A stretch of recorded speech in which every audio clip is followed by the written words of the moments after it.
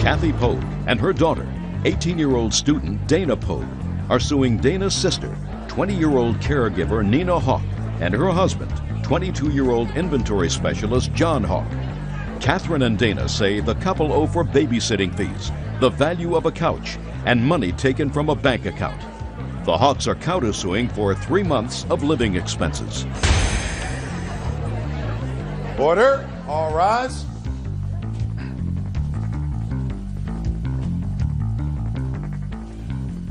Your Honor, this is case number 135 on the calendar in the matter of Pogue versus Hawk. You're welcome. Parties have been sworn in, Judge. You may be seated. Sir, have a seat. Mrs. Pogue, this young lady is your daughter. Yes, ma'am. And this is your other daughter. Yes, ma'am. And you're the husband. Let's deal with your daughter's lawsuit first, because I think that might be easier. You are suing your sister because you claim when you were living with her, she had promised to pay you for babysitting. Yes, ma'am. And she didn't. Yes, ma'am. How old are you? 18. How old were you when you were living with your sister?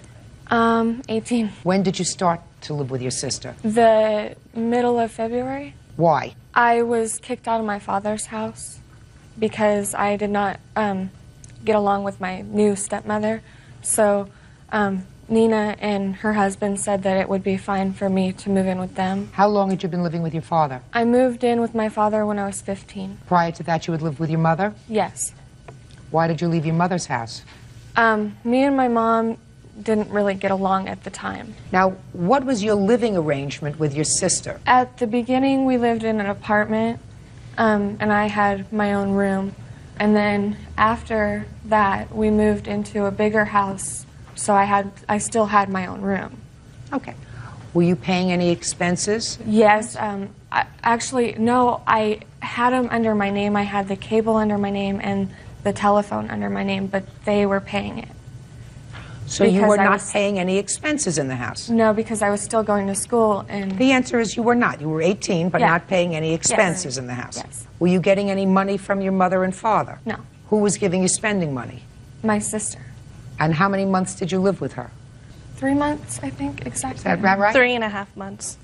So for 3.5 months, you lived while you were legally an adult, 18. You're living with your sister. You're not paying rent. You're not paying for food.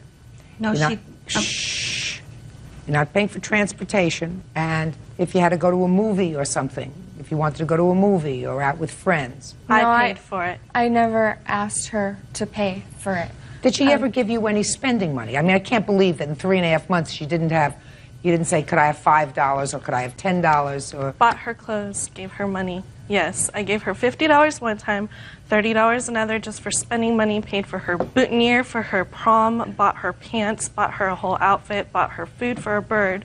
She neglected to tell me the last month her bird was without food and it died. But besides that, I paid it all. So why would you sue her for babysitting occasionally for her children? Because it was a verbal agreement that she said she would give me $110 from her financial aid for going to school to watch her daughter. During the summer, if I worked, and she made me almost lose my job.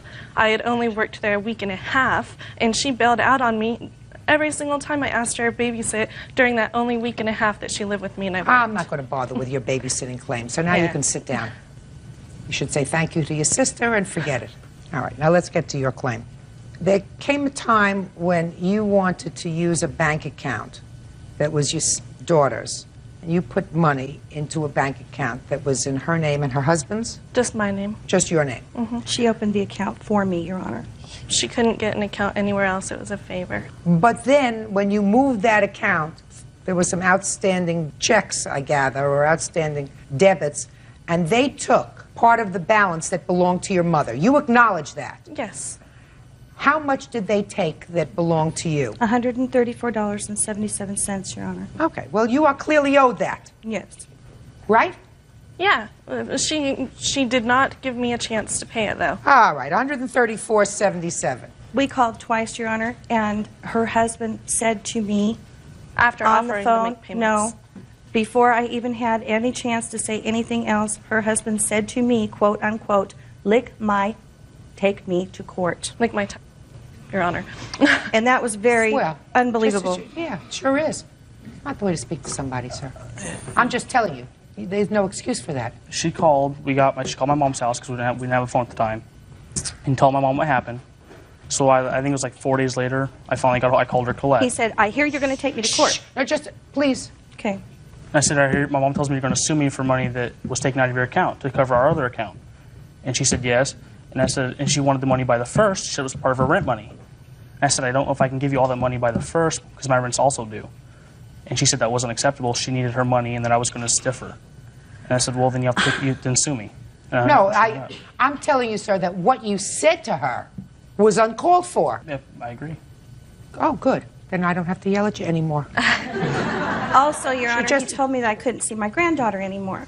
He's an idiot. Well, if you weren't smoking pot and drinking alcohol and everything else, Stop. maybe I'd allow it. Please, I am not getting into this. Let me just take care of the money, please. Yes. You want to fight with each other? Do it outside. Judge Judy continues in a moment. Your Honor. Listen to me. Shouldn't say anything else that is going to make any situation worse. And later today, They dressed shamelessly and makeup, and they were hellions. We're 9 and 11 going on 17. real cases, real people. Judge Judy. Catherine Pogue and her daughter Dana Pogue say Dana's sister, Nina Hawk, and her husband, John, owe for babysitting fees, a couch, and stolen money. You have some nonsense here about a couch that you say you loaned to your daughter and she sold. Yes, ma'am. You sure you want to get into that? Ma'am, that was the agreement between her and I. What was the agreement? I had a pretty good sized house, and I was going to move closer to my job. Go ahead. What year was this? The beginning of the year 2000. All right. You said take one of my couches. I said take both the sofa and the love seat. Please keep them in your control. If you decide to get rid of them, please, I would like them back. Or if you decide to sell them, this is how much I would like for them, because she said that her friend had expressed an interest in buying them. Come to find out, I asked her about them, and she said, "Oh no, Danielle has them in storage." And I said, "Oh well, then was Danielle going to buy them?" And she said, "Danielle already gave me the $350. And I said, "Well, then why didn't you give it to me?" She said, "Well, I needed to use it at the time." And I said, "Okay, I understand that, but that was the agreement that you agreed to pay for them." Go ahead. This woman talks to me on a daily basis. No. Talk to me about the couches. She knows exactly what happened. When I was 17, April, she moved out to live with her boyfriend in Vancouver. She left me half the furniture. I've still got the buffet table, the sewing machine, never said anything about payment. I never expected this. I sold it to a friend of mine a year later. I was evicted a week and a half after she moved out because she hadn't paid 4 months' rent. Okay, when your mother moved, who remained in the house with you? My boyfriend and his best friend had to move in and help pay expenses. Just a second. So it was just you and your boyfriend? Yes. Is that accurate? Yeah, pretty close. Pretty close. Forget the couches. Judgment for the plaintiff on your claim for $134.77. Let me deal with your counterclaim for a moment. Okay. And it will take only a moment. Okay. Your sister moved in with you, and your counterclaim is that your mother should pay for the 3 months that your sister lived with you. She offered to help pay out and never paid a dime to help. Your Honor. Okay. I'm sorry. Well, if you did not have what I consider a real contract with your mother, your sister she certainly is under no obligation to pay anything for your sister who had turned 18. So you want to tell me what financial contract you allege with your mother with regard to your sister's support? Not anything in writing, just verbally that she said she'd help out whenever she could and Helping did out not. whenever she could is not a contract. Yeah. Because she can't. Because she's going to tell you that she can't. All right, so your counterclaim is dismissed, and on your claim you have $134.77. Okay. Listen, I don't know what caused all of this animus all of a sudden, because it sounds to me as if, despite its dysfunctional nature, the family had been working reasonably well. I love both my daughters dearly, Your Honor. Well, Your Honor, may I ask you something? who are you?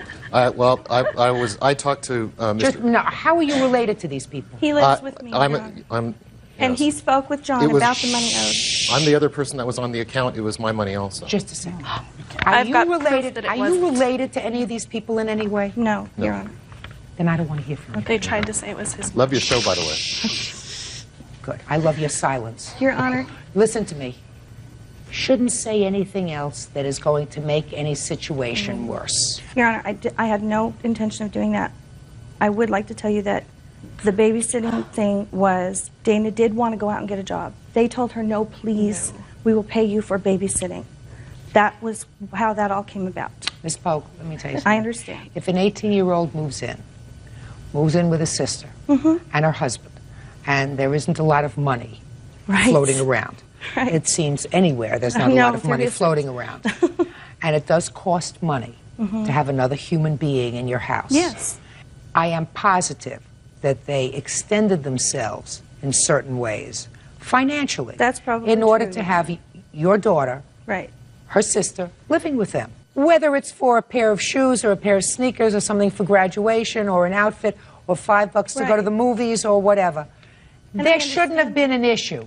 There shouldn't even have been an issue with regard to this suit by your daughter. And I That's all. understand that. So let's not say any more. Judgment for the plaintiff in the amount of $134.77. That's all. Thank you, Parties Your are Honor. excused. You may step out.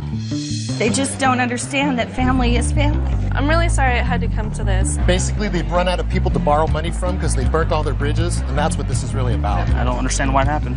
I called him up, asked him if he wanted to handle it like a man and make payments, and he said, no, take me to court. Gonzalez and her husband, Edward, are suing Mary's sister, Nurse Joan Pulaski, for renting out their home without permission and then selling their household appliances. Order. All rise.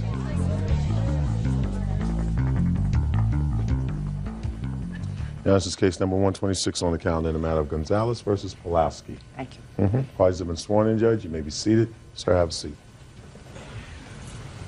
Is this your sister? Yes, it is. According to your complaint, some time ago you purchased a house for your mother. The house was in close proximity to where your sister lives. Yeah. And the intention was that your sister would take care of your mother because her health was failing. You live far away. 300 miles. Your mother did pass away when? In December, we buried her Christmas Eve. Of 2001. Yes. And it is your claim that your sister did some unauthorized things with the house. She rented it to someone without your knowledge, and the renters caused damage to the house. You want the money that she took in rent and also to pay for the damage done to the house. She also sold the appliances that we had in the house. Your sister says she made certain executive decisions with regard to the house. In whose name is this house titled? Ours, Your Honor. Is that correct? That's correct. You know, Your Honor, I originally thought it was my mom's house. As a matter of fact, I thought it was the sweetest thing they ever did was buy my mom a house as a gift. Just what? Okay. House is titled in your name? Yes, Correct, it is. Your Honor. Okay. After your mother passed away in December, what kind of communications did you have with your sister with regard to the house? When she agreed to keep an eye on the house and I gave her a key for emergencies, seeing it's in Chicago and it's wintertime, I was in constant contact with her, and I have a copy of my cell phone bill showing how many times I did call her, and it stops when she refused to start answering the phone. How come you hadn't put the house on the market for sale? We didn't put it on for sale. No, we weren't sure what we were going to do with the house. Well, what were your options? Sell it, rent it. Okay. Was there any financial arrangement between you and your sister that you were going to pay her any money with regard to keeping an eye on the house? No. No. Now, when did you go to the house and find that there were tenants there? This was on April 12th, 2002. We had a chance or an opportunity to go there to check up on the house and find out why she hadn't been answering the phone. We walked in, I found the door unlocked. We found cars in the backyard. I seen my sister standing right there as soon as I walked in the house. And she's standing there with her hands on her hips, and she sees me. And the first thing out of her mouth was, "They won't pay me the second month's rent." It was amazing, unbelievable. You say there were appliances that were sold. What appliances were sold? Washer, dryer, refrigerator, 2 TVs, VCR. Air conditioner Air that came conditioner. with the house. We came in, everything was gone. When you came in on April 12th, everything was gone? Everything was out of the house. I asked her how come she did it. She says, I needed money. So then I confronted her about the house. She says, well, you weren't living there. And I says, we didn't tell you to sell anything. We didn't tell you to rent it. I mean, it's not yours to rent, and it's not your things to sell. Yeah. Okay. I'll hear from you now. Your mother passed away in December of 2001. You were watching the house. So, tell me what happened. My sister says she saw strangers there. This is a friend of ours from grammar school. Her son needed a place to stay. The house was vacant, and I was in between jobs, so I thought I would make it a win-win situation. I would make a couple extra dollars. I was going to tell her, I didn't stop taking your calls. That's all made up. I never stopped taking your calls. Just a second. Just talk to me. Don't talk to Okay, her. I'm sorry. But anyways, I just thought I was helping somebody. I really thought, my friend's son needed a place to stay. He just had a newborn baby. There's an empty place there. Nobody's in there. It's the middle of winter. I was going to rent it out, but then he was short on money and he didn't have any money. And I wanted to wait to tell her until I had money. I was going to tell her, but I wanted to pay her. And I really Tell me about sold the appliances. because I needed the money. When he didn't come up with any money for rent, he gave me $200, and I needed to pay some bills too. And those aren't my sister's appliances. Those are all my mom's things. She may have bought the house that I thought was my mother's, but she didn't. Those are my mom's things. What things were your mom's? It's my mom's furniture. No. We're talking about appliances. Okay, my mom's appliances, my mom's furniture, my mom's everything that was in there. Let me ask is you not this my question. sister's. When you purchased the house, Yeah. was there a refrigerator in the house?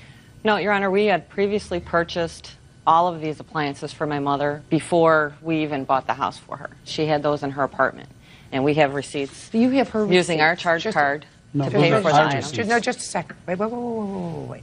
You purchased those things for your mother Correct. as a gift Yes, for her old apartment. yes. Right. Once you make a gift to someone, they're no longer yours. So if your mother moved those things into the house, those items of personal property become part of her estate. Don't belong to you. Are there two siblings, just the two of you? No, Your Honor. How many children are there? We have two others, but they're not involved in any of this. Well, I can't make any judgment with regard to the appliances. The appliances are not yours. Do you understand that? Once you purchased them for your mother and gave them to her for her old place, they became her property, not your property anymore. The fact that your sister sold them is wrong, but it's not just you that's involved if you have two other siblings, because if you wish to make a big deal about it, then what you do is you have to get all four siblings, decide what the property was sold for, and each of you would get 1/4 of that. You would not get 100% of it. So if we buy it and pay for it ourselves, it's not ours no more. No, it is not yours. Not if you give it to somebody else. It's not yours anymore. You gave it to somebody. I'll put it to you another way. Let's say that your mother purchased appliances for you and gave them to you for your house, which is what you did to your mother. Yeah. And you moved them into a second house or a third house. Whose appliances are they? Okay. I Whose understand. appliances are It's they? ours. They're yours. Somebody gave you a gift. Your mother-in-law gave you a gift. You made a gift to your mother. There was no arrangement with her that the title to this property would remain in your name, that you were just loaning these items to her. You were being good children. May I make a comment about what Joan had said earlier? Yes. She did know that the house was under our name Oh, you because did not, you guys, and you know. Yes, you did. Even if you didn't care. Even if you didn't care. You had no right to exercise any control over that property. And if you didn't know that the property was in their name, then you should have found out. And I'm going to tell you why else I know that you knew the property was in your sister's and her husband's name.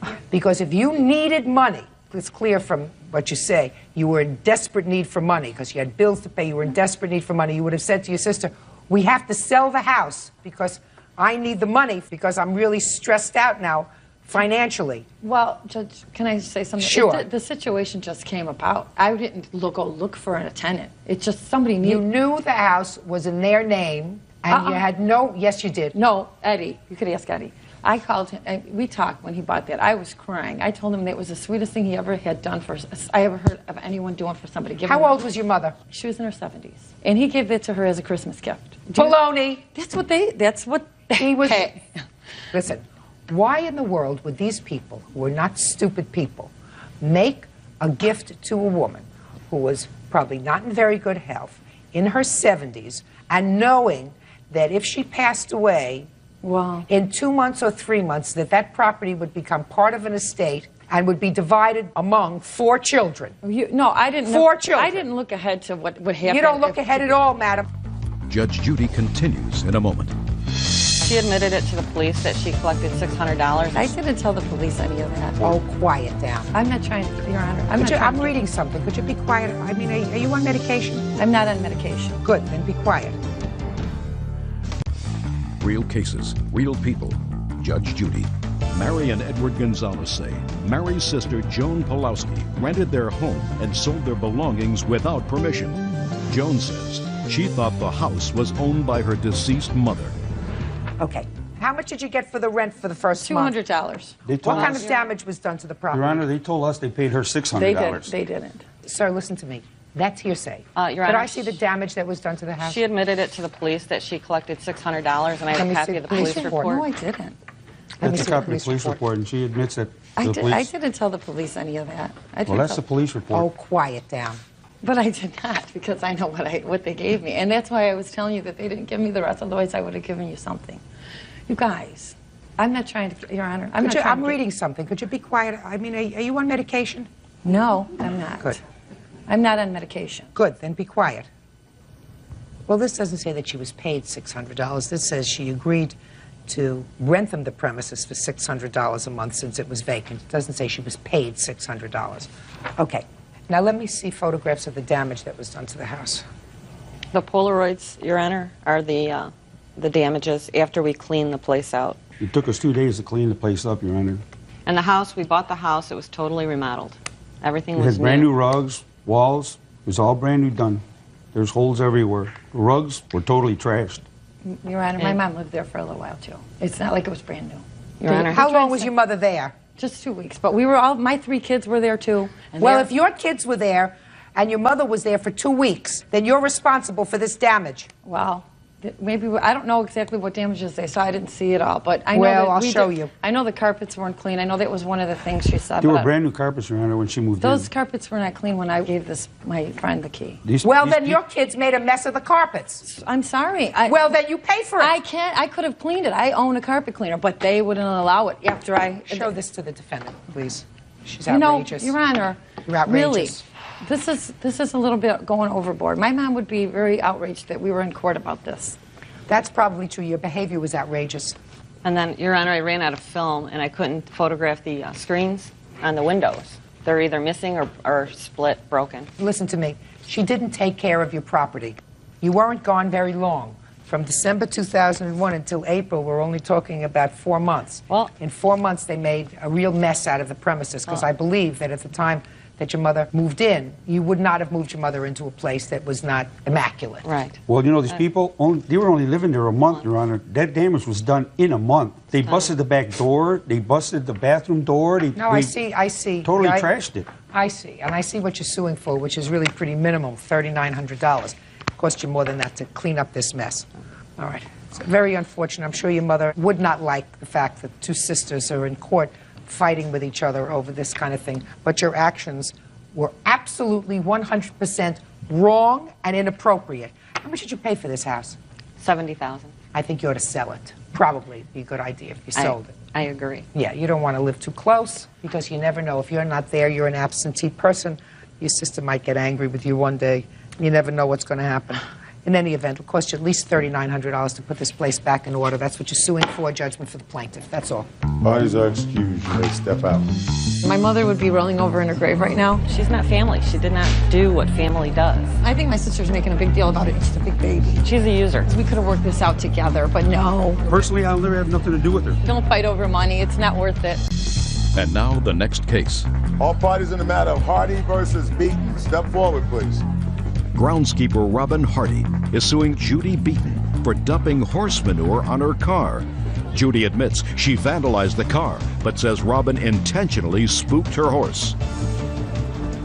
All right, Miss Beaton, I think we're going to start with you, because you seem to acknowledge that you did, in fact, touch in some way the plaintiff's car. And you're going to tell me why you did that. Tell me when this incident happened and where you were. Yes, Your Honor. It was March 12th. I was riding my horse on this road. I have photos if you'd like to see them. Yes? It's a very narrow, windy road with no sidewalks or sidebar to get off of the pavement. And I was almost back to my barn. I have to travel on the road about 100 yards from the trail to the barn. So I was just about to the driveway of the barn when I hear someone beeping in back of me 2 times, very long honking.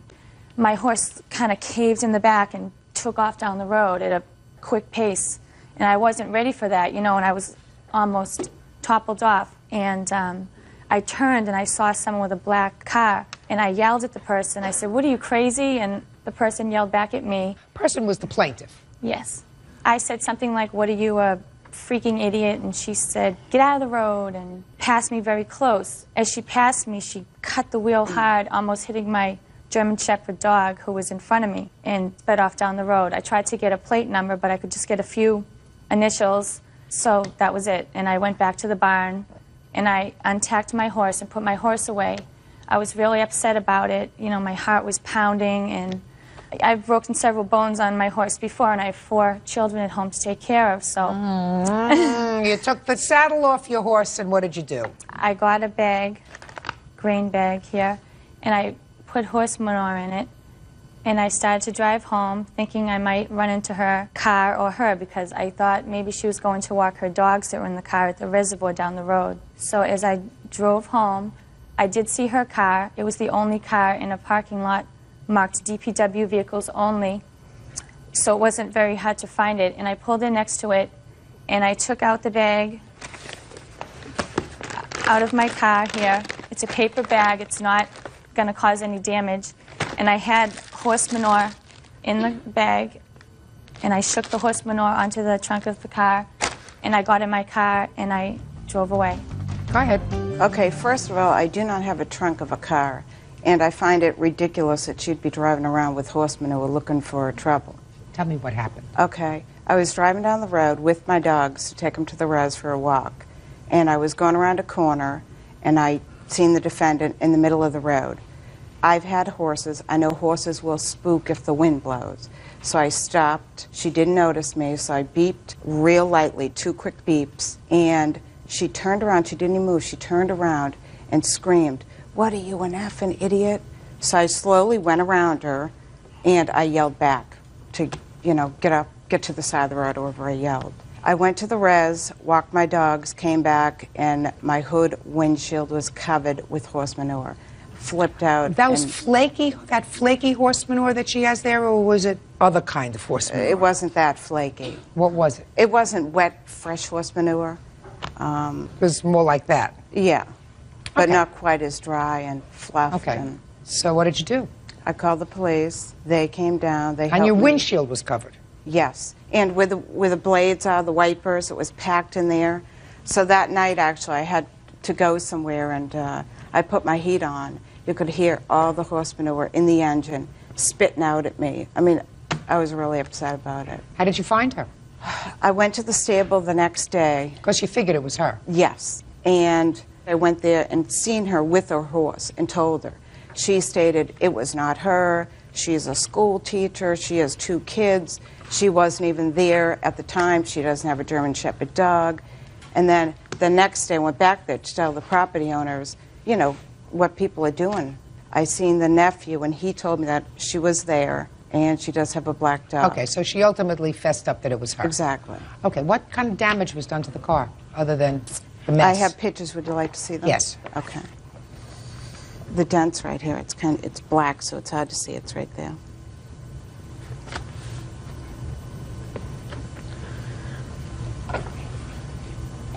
There's 2 pictures there with the dent on it. And the third one is just a side profile of the car to see the condition. Did you get an estimate on fixing it? It's hard to see. Yes. Can I see have the 2 of estimate, them. please? Yes.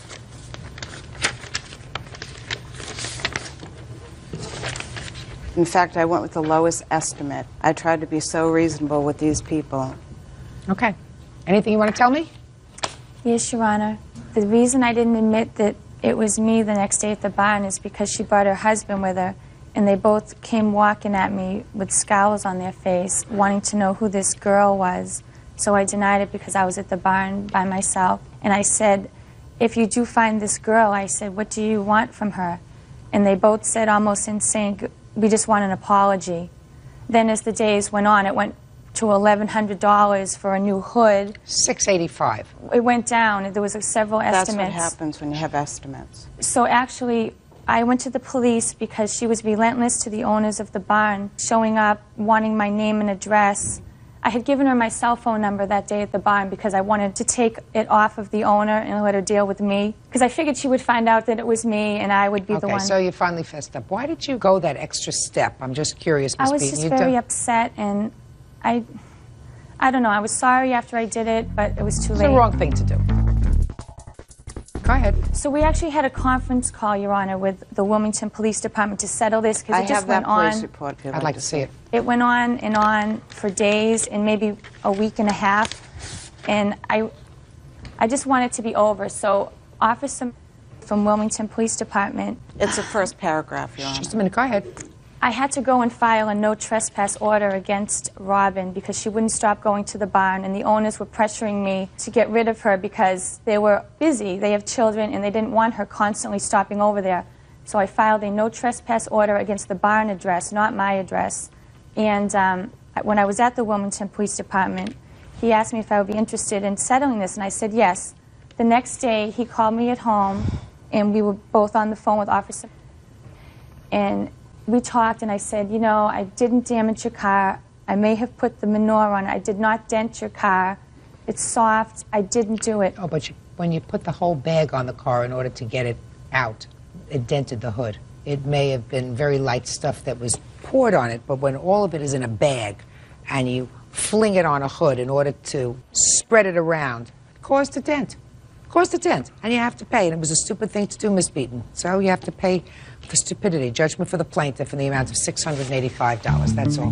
Parties are excused. You may step out. What can I say? I think it's outrageous that school cheeses drive around with horse manure. I still don't believe that it caused a dent. I think it was already there because her car is 6 years old. And dump it where they want, when they're in a bad mood. I thought I might teach her a little lesson. She's an idiot. Fear for my safety, fear of falling backwards off my horse. I wanted to find her and choke her. Don't take the law into your own hands, maybe? She is an idiot, that's all I have to say. And now the next case.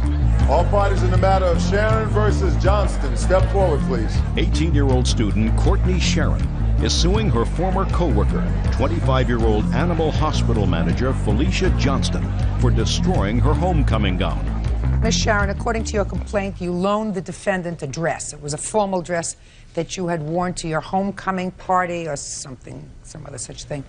And she returned it eventually ruined. You want her to pay $500. Is that right? Yes, ma'am. I returned And Miss I didn't ask anything yet. And Miss Johnston, is your claim that you believe that she didn't want the dress back when she ultimately said she wanted it back, you put it in a bag, and you gave it back to her? Yes, ma'am. Okay. When did you lend her the dress? Under what circumstances did you lend her the dress, and when did you ask for it back? I lent her the dress. It was around August of 2001 when she was hired at the clinic, and she was my boss. Clinic? Talgie Road Veterinary Clinic. It's a member of the Pet's Choice Company. They have So clinics. she was hired at the same place that you were working? Yes. How come she asked you for a dress? Tell me There when. was a Pet's Choice event that she needed a formal gown for, and of the people who worked at the clinic, I was most close to her size, I guess. Where were you when she asked? I mean, we were at alone? work. So Were you? I know you have a fixed agenda. Listen to me. Did she come to you individually and ask you for a dress, or did she say to a group of people, anybody have a dress I can borrow? It was in a group setting, but she asked me specifically. And you said? I said, as long as you return it dry cleaned in the condition that I loaned it to you, which didn't seem like it would be that difficult to do, then I don't mind. Fine. You know, I really didn't want to, but she's my boss, so. How many times had you worn it? I had worn it once for about 3 hours, and it had been dry cleaned afterwards and kept in a cedar closet wrapped Is that up. the way you gave it to the defendant? Yes. I have photographs of the dress, you know, what it looked like when I loaned it to you. And When did you first ask for it back? About 2 weeks after she wore it, and she said that it was at the dry cleaners, which I assumed to be a pretty logical explanation to where the dress was. Okay, good. And so you asked for it 2 weeks later, and then again? Again, about a month later, and then 2 months later, and 3 months later. And in the meantime, she started to sabotage my job, and I quit. And at that point, I really got after her about getting it back, and she kept saying it was at the dry cleaners. She wasn't real specific. Let me see the dress. Bert, could I If see you'll the look dress, at please? the bottom hem, she pulled it down and then tried to hot glue it back together, and Could I the see lining it? is ripped. Kurt, would you hand this back to the plaintiff and ask her to point out on the dress where it's ruined? Thank you. There's little rips and tears in the fabric, but the thing No, that, I want you to show me exactly where. Okay. The big thing that you're talking about is what? if you'll look at the bottom hem, it's totally seared off right here, and it's been let go. There's a big rip right there, and the sim has been let down and then tried to reattach with hot glue. She's shorter than you are. I don't know why she would do this. Listen to me. She put a hem on your dress. Yes, with hot glue. And also, there's these huge rips in the lining. Well, she did that because she couldn't shorten the dress without cutting the lining. Yeah, and right? then there's right? a big old rip Actually, right here. I didn't. I can't hem. I can't sew. Apparently I have no not, because creative. she used hot glue No, no, to hem. I'm not speaking to you. Yeah. I have no creative bone in my body. I didn't hem it. I wore. I mean, Just I a wear minute. big heels. Just a second. Okay. Clearly, the dress was, somebody attempted to make the dress shorter. Could have been Velcro that somebody tried to iron. Yeah. Yeah, right? There was in the lining right there, because when I stepped up on a step, I had on big heels and I did step on the lining and it did tear the lining. So then you tried to That fix was the only thing that was torn was the lining. And I did try to fix the lining, yes. But since it's mesh, you can't really okay. sew it. Would you like to see Yes. Now let me take a look. And if I can have my mom, she'll testify to the condition it was returned in. The dress, Well, I I see it wouldn't now. You load didn't have it it out clean. the way that it Shh, looked. You didn't have it clean, did you? No. Oh. She didn't either. Oh, I see what happened. Your heel went through the dress. Right. It's happened to me. If she would But have I just was wearing my own fessed up, dress. it would have been Hell okay. being short. Okay. Here you go. Thank you. Give it back to her. Okay. How did she return it to you? It was wadded up in a plastic grocery bag, and it wasn't handed to me. It was thrown at me by Sandy. Okay. And Who's she Sandy? told me This she didn't one? want to hear anything else about the Yes, damn ma'am. dress. This is Sandy. This is Sandy. And it was given to you in a shopping bag, grocery bag. Right. Okay, Miss Johnson, I'll hear from you. Basically, I was invited to a play that we had to do for work. And we were in my office, and we were discussing that I needed a dress. Never asked anybody for a dress. I have one at home that I was talking about. I just needed a shawl. The next day, she came in with a dress that had a shawl, and she said, I have this one. She is known for kissing up and what have you with the doctors that had worked there before I got there. So she brought me in this dress, and I was like, well, you know, I don't feel comfortable borrowing a dress. And she said, well, don't worry about it. I don't wear it anymore. I've only worn it once. So I borrowed it. A week later, I mean, you know, I borrowed it. It was at home. A week later, she asked me about it, and I said, yes, I was going to get it dry cleaned for you. There was no agreement beforehand. I said, yes, I was going to get it dry cleaned for you. She said, don't worry about it. I won't ever wear it again anyway. You ultimately returned the dress to her in a shopping bag. Yes. Wrong! Right. No, you're right. You're exactly right. That's why I'm here. Right. But that's why I'm here. You borrow a dress, you do the responsible thing. If you're the responsible adult, and she's the young associate, you do the responsible thing. You borrow a dress, you wear it, you take it to the cleaners, you have it cleaned, and you return it. Right. Now, you were probably embarrassed because you would rip the dress, sort of let it slide. That doesn't mean that your dress, Miss Sharon, appreciates in value. It's not an antique. Let me explain something to you. You didn't spend $500 for that dress. I spent more than that. I have records and everything. Oh, well, I'd like to see. Okay, we went I'd like to see the bill and the check that you wrote for that dress for $500. We don't have the bill and the check because you can't return formal gowns, but about a week ago, my grandmother went to the Jessica McClintock store. Listen to me. Yes. I want to see your check or a paid bill for how much you paid for the dress. Your Honor, Sandy was there. I asked Courtney, I said, okay, it was a misunderstanding. When I asked you or told you about the dress, she said, don't worry about it. I won't ever wear it again. So I didn't. I mean, I honestly didn't. I go to work. I go to school. I have a 3.5-year-old. I don't care. Whatever. Yeah. So anyways, so she told me the dress was $150. The dress was $150. Sandy heard it. So I said, okay, well, since it was a misunderstanding, I'll pay you $75. That was before she quit. I went to a meeting 2 days later. I get a call from my receptionist, whoever, saying that Courtney never showed back up for work again, blah, blah, blah, blah, blah. Her mother starts calling saying she's a marketing saleswoman and needs the number to my corporate office. They're writing letters, trying to get my corporation to pay for it. The dress went from $150 to $300 to $500 to $700. She ruined the dress. Exactly. She ruined the dress. She didn't ruin the dress on purpose, by the way, by putting her heel through it. No, of course that was, she didn't ruin it on purpose, but if she would have said to you immediately, listen, I ruined the dress, there's no point in having it cleaned because you're not going to be able to wear it because you're taller than I am. Yes, ma'am. It's going to be, unless you put beading all around the bottom or something else, which you could do. I mean, if you ever wanted to wear this dress again, you can do it. There is a way of fixing it. But that would we need to involve talk you. because I do want to do that. What? I would, if I could in any way salvage this down. Oh, you can salvage it. Yes. Believe me, I've looked at it. Other than the bottom, which you need because you're a little tall. I'm yes. speaking. Don't you understand when I'm speaking? I'm not interested in what you're saying. And neither is he. You can save that dress if that's what you want. And I believe you can save that dress for $250. You can put a nice border on the bottom and have it clean for $25, and then you have a brand new dress that you put back. So I'm giving you a judgment for $250 because I think that the dress is worth at least that in salvage. That's all. Parties are excused. You may step out. It's really sad when adults can't take responsibility for their actions. Courtney would show up harassing my clinic, harassing my clients. I wore it with my high school sweetheart.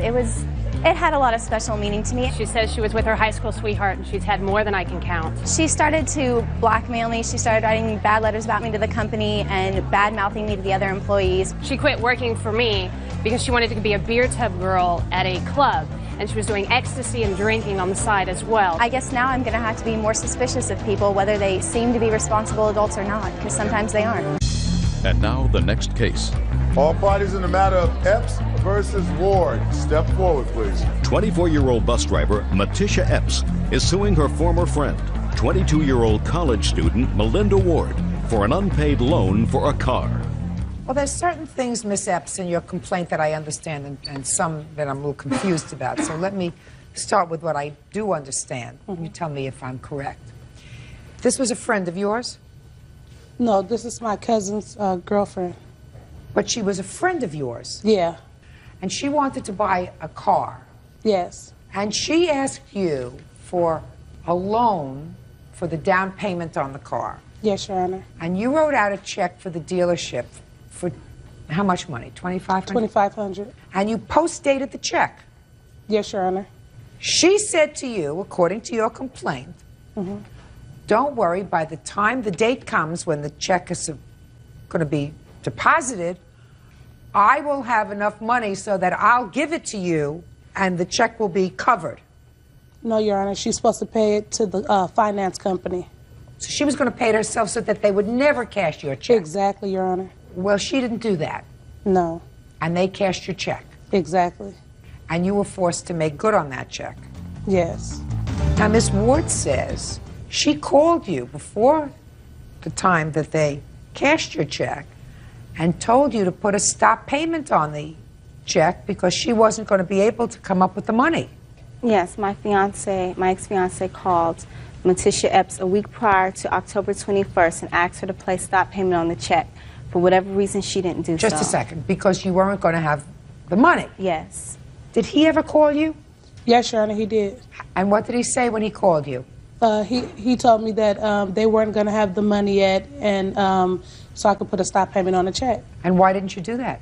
It was just like a couple of days in advance. I don't believe it was a week in advance. It was just like maybe a couple of days in advance when he called and told me that they weren't going to have the money. And by the time that I called the bank, it was too late. They had posted the check. But he called you before. Yeah. Well, why didn't you stop payment on it? Why didn't you call immediately that day? I work 6 days a week and I work long hours. If you work 6 days a week and long hours, it would seem to me that $2,500 is important to you. So now I understand, and I understand that you made the call. Did you, in fact, buy that car? Is not an answer. Okay. Yes, I did buy the car. Good. So you got the benefit of her $2,500. Is that right? Yes. So what difference does it make? What are you? Are you stupid? Is he stupid? If you said to me I couldn't afford to buy the car, and I didn't buy the car, but you bought the car using her $2,500, and now you don't think that you have to pay her back? Well, had she have placed stop payment on the check, I wouldn't have even had the car. Just a sec. You're some piece of work. Now, what kind of moral character do you think that I believe that you have because you didn't pay her back the $2,500? I tried. What do you mean you tried? What does that mean you tried? Well, after the check went through, my ex-fiance and I attempted to give her $200 in which she could have put towards the check. She said she didn't want anything to do with it. Yeah. She gave us the number to call whoever the financial company that was dealing with the check, they didn't want to deal with us because it was her check. So we definitely tried. Well, you're making payments now on the car, aren't you? No, I don't have the car anymore. Where is it? It got totaled in an accident. When? Last July. You think I should believe everything you're telling me?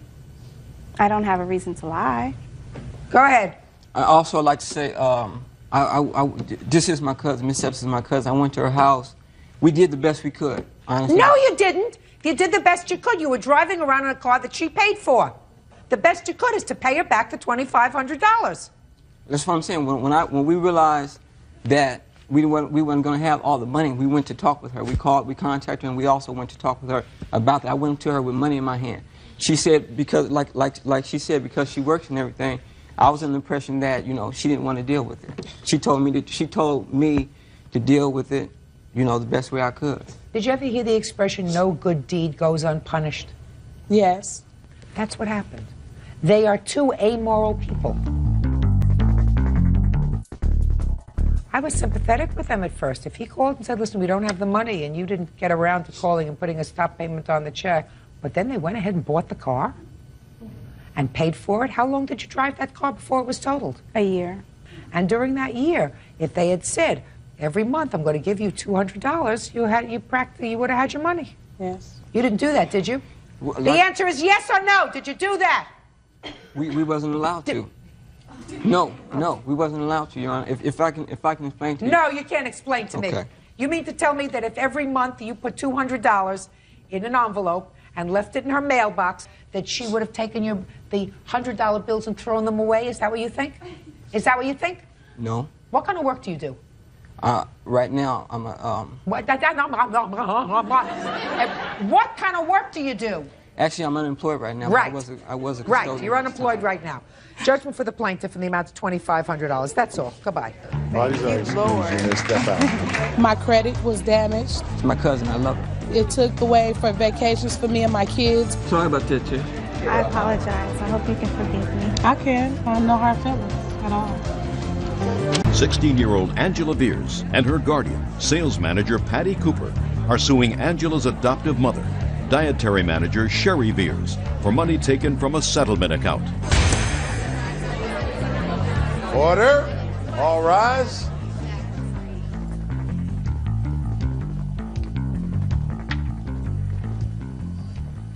Yeah, this is case number 103 on the calendar in the matter of Beers Cooper versus Beers. Parties have been sworn in. Judge, you may be seated, sir. Have a seat, please. Tell me your first name. Angela? Angela, person that you're standing next to is your guardian. Yes. Is that right? Yes.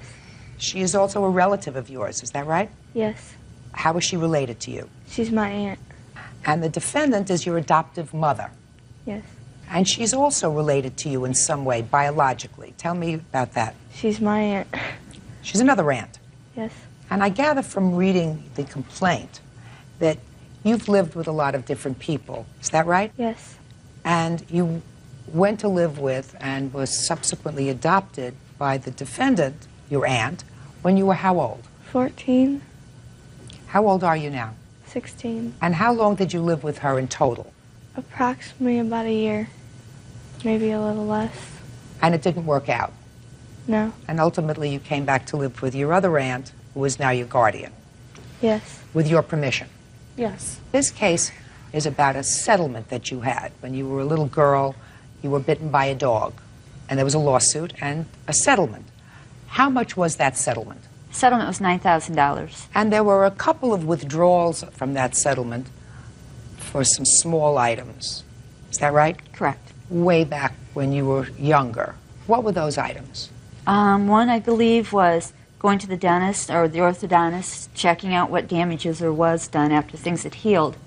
And then the second time was to pay a back medical bill from when the dog bite happened. And this lawsuit is about the remainder of that money, which was how much when you adopted her? It was $9,000 when we went into the bank, got the savings, and put it into our name. And in the year that she lived with you... Actually, she lived with me a little bit longer. How much longer? We got her when she was 13, and Okay. stayed with us until she was 15.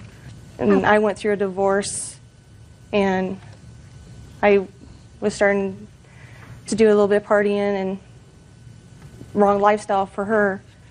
So that's when my sister came forward, and so I can get back on my feet again. Ultimately, you took all of her money and spent it. But I used it on her. For what? For clothes. When my ex and I adopted her, we weren't financially stable ourselves. Then you shouldn't have adopted her. Well, I did not want her to go into a foster home or anybody else. We wanted to keep her into our family. Then you didn't have to adopt her. You could have taken her. You could have become her legal guardian. I didn't even think about that. Well, I don't care what you thought about, but when you adopt a child, you assume financial responsibility for the child. You can't take her money. What makes you think you can take her money? But I understand that. I've been making payments for her dentist because I am reliable. So I've been making $90 monthly payments for her. You took $9,000 of her money. How much was her dentist? For her braces and stuff was $4,000. Okay. Now, you could have left her money in this settlement account, in the minor account where it was, left that money there, and you could have petitioned the court. You say, I need some of this money to pay a dental bill, because she needs orthodontia as a result of it. That's fine. And the court would have given you, in all probability, the ability to take out that money, $4,000. So you got 9, you take away 4, leaves $5,000. Then she would have had $5,000. What'd you spend the rest of the money on? But we used that to get her school clothes and her accidentals that she needed. You have to do that yourself. You're her mother. Once you adopt the child, you become her parent. This settlement money is her money. It's her money for her future. It's not your money to spend. Don't you understand that? Yes. Then why did you do it? Because when we adopted her, we thought that money was ours, so we can use that for her. Well, let me ask you this question. Who had she lived with before? My sister. This sister? Yes. Okay. And she had $9,000. And how long had she lived with your sister? Until she was 13. Fine. Did your sister take out her money? No. You knew that. She lived with your sister a long time. And she didn't take out money for clothes or incidentals or anything else. She paid for it. But at the time, I also was married, and my ex insisted that we do that, and it's hard to say no. It's hard to say no. You understood that Angela had lived with your sister most of a substantial portion of her life. She had this settlement money. The money was relatively intact. So all of a sudden, you adopt her. Quick, go to the bank, take out her money, and spend it. That's outrageous. I don't know what else to say to you, except to say that you're suing for the maximum amount of jurisdiction of this court, which is $5,000. Is that right? Yes, it is. You got it. Judgment for the plaintiff in the amount of $5,000. That's it. Parties are excused. You may step out. I know I was in the wrong. I just hope we can all go back to the way things were before. I'm just glad it's all done and over with. All I ever wanted is to put things back the way they were. Good.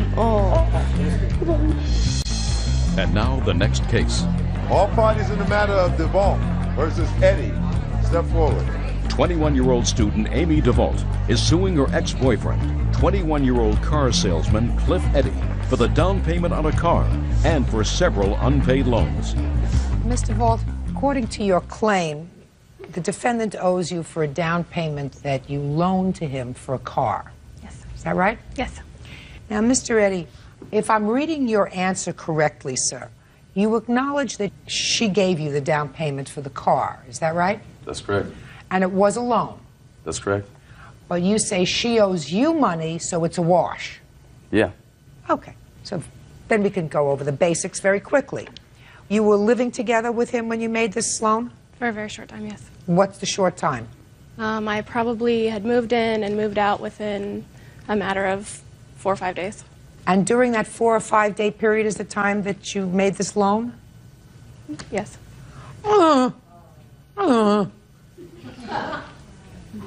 Don't you ever watch this courtroom? Ever? Did you ever see the cases here? Yes.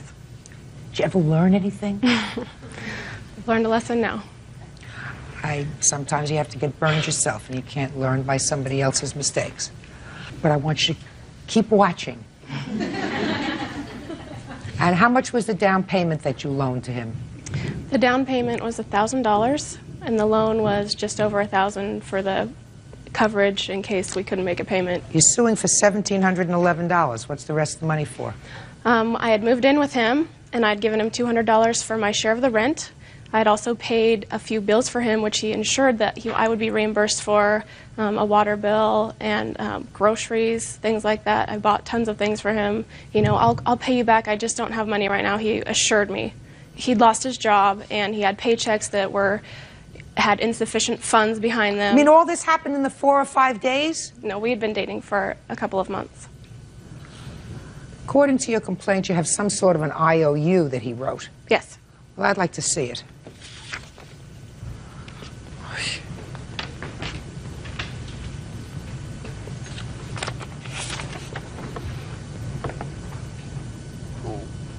Where did you get this note from? From a store where you purchase stationary legal documents. When did you purchase this? In the beginning of June. Last June? Yes. And tell me what days you lived with him? Approximately the end of May, beginning of June. And what made you have him sign this June 30th note? I had moved out and I wanted the money for the rent money that I had given him, and I wanted it back because I didn't live there for more than 2 or 3 days in June, which the money was for June's rent, and he had spent it. Show this to him, please.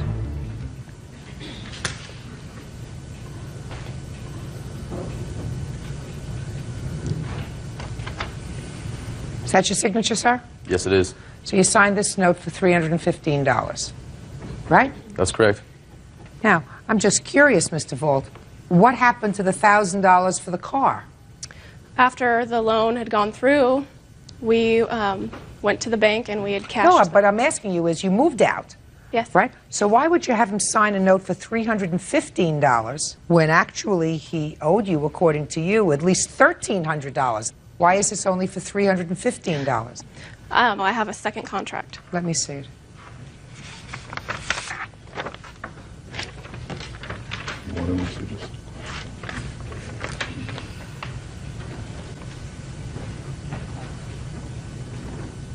All right. Well, we're talking about two different things. You took out a loan. Now, was this the loan for the car? Yes. All right. He's paid off the car loan. No, Is that right, sir? No. That's what you said. I paid off the balance of the vehicle. This was a separate loan through Wells Fargo Bank. For what? For $1,000 cash, down payment for the vehicle. Oh, I see. This you didn't pay off? No. Okay. Now, your defense is, sir, that she owed you money. Yeah. I'm waiting. Well, we started dating. We were dated for about 4 or 5 months. She was in a sorority house then, and she would stay over at my house frequently, almost every night. When summertime came, you have to leave the house for the summer. So she moved in with me then. In the process of that, I was working at a dealership in Corvallis there, and I was looking for another vehicle. I went down to... Could you get what she owes you money for, sir? Is that what we're getting to? Yeah, that's what we're getting to. Let's get there faster. Okay. But I went down to the bank to get the loan. I couldn't get the loan because I had bad credit. So she was living with me at the time. She offered to help me out with that. We did that. There was no necessarily written contracts or anything of that Get nature. to what she owes you money for, sir. I already got that part of the story. I finished with that. What does she owe you money for? What do you think? I don't remember my question? I'm not that old. Get there. Go ahead. Well, she owes me money for the $315. I don't think is a necessary reimbursement. Other than that, the vehicle loan was paid off. There was no written contract for that. I don't think that I owe that money. The $315. Listen to me. It should be a wash. Blah, blah, blah, blah, blah, blah. Yeah, I want you to tell me. I don't want you to tell me, sir, that this you don't think is right, and this you don't think is right. Mm-hmm. Your defense to this case is she owes me money, and therefore the $1,700 she's suing me for, the loan and the promissory note, it's a wash because she actually owed me about the same amount of money. That's your defense. Now, so you either have two things that you can do. Either you can say to me, I didn't know what I was doing when I wrote my answer because she really doesn't owe me any money. And my defense is, blah. Or you can tell me what she owes you money for. She lived with me for about 4 months. Okay, go ahead. She lived with you for 4 months. Go ahead. Yeah. Well, she lived with me for about 4 or 5 days, about 2 weeks, I would rather say.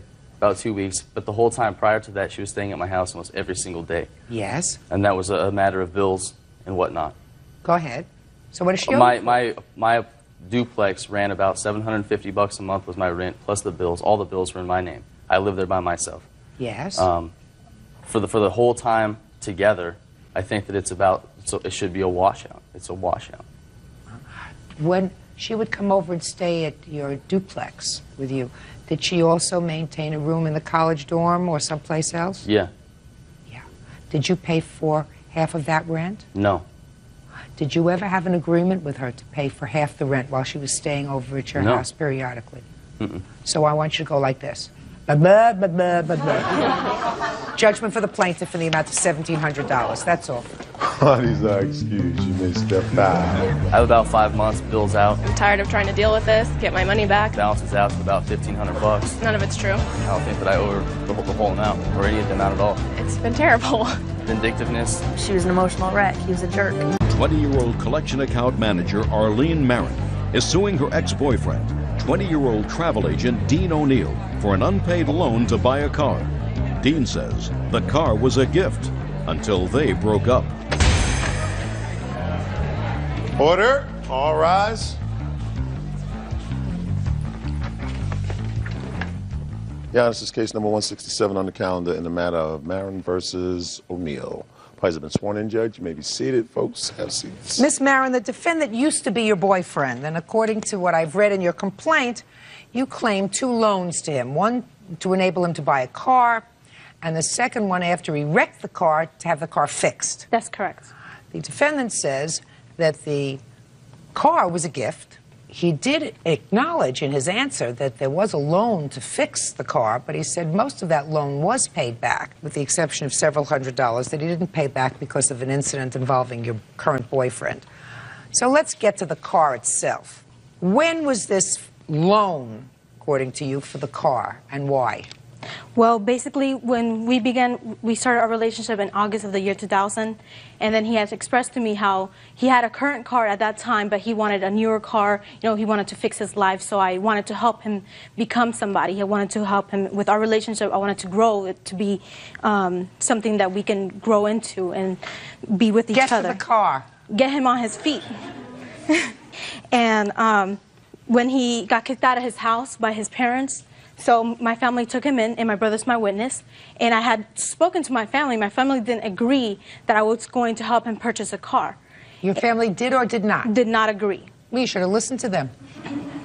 They did not agree to that, but out of my own, will, out of my, I wanted to help him out. But by helping him out, with a verbal agreement that he was going to pay back the car. At least half, and I have the papers here. Pay back the car at least half, did you say? Yes, at least half of the car. And I have the papers here of when we took out the money from the bank, which is proof of... You're talking fast. Because you're talking fast doesn't mean I'm not going to dissect everything that you're saying, Miss Marin. Okay. So you gave him the money to buy the car. I helped him and you purchase the said that you want him to pay it back, or at least pay back half. That was the agreement. That was the verbal agreement. Give me the piece of paper she wants to show me, please, Bird.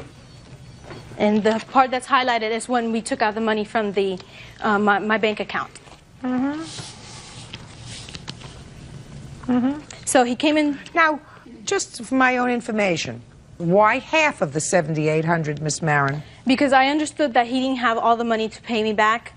But because his word, he stated to me that he had paid back his mother the full car that his mother had purchased him.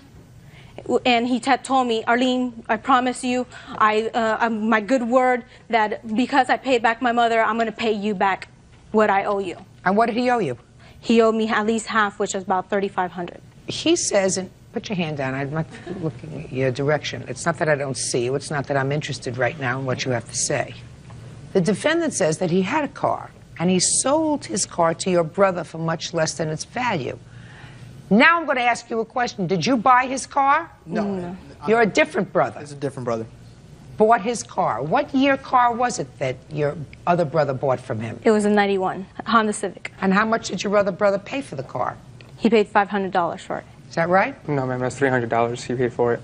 Paid $300. He was originally going to pay $500, but she reduced it to $300 without my knowledge. Who got the $300? Her mom. That's incorrect. He had sold the car to my cousin for $500, and my cousin gave him the money. He had used the money to put stuff in his car, and when I resold the car, my cousin resold the car to my brother for $300. So that's incorrect what he's saying. Okay, well, she gave me the money for the car, and she's saying that I used the money to put into the car. I didn't have a car at the time to put that money into, so... You sold this 91 car to a relative of hers. Was it her brother or her cousin? Her cousin originally, and she did not... That's what I want. All right.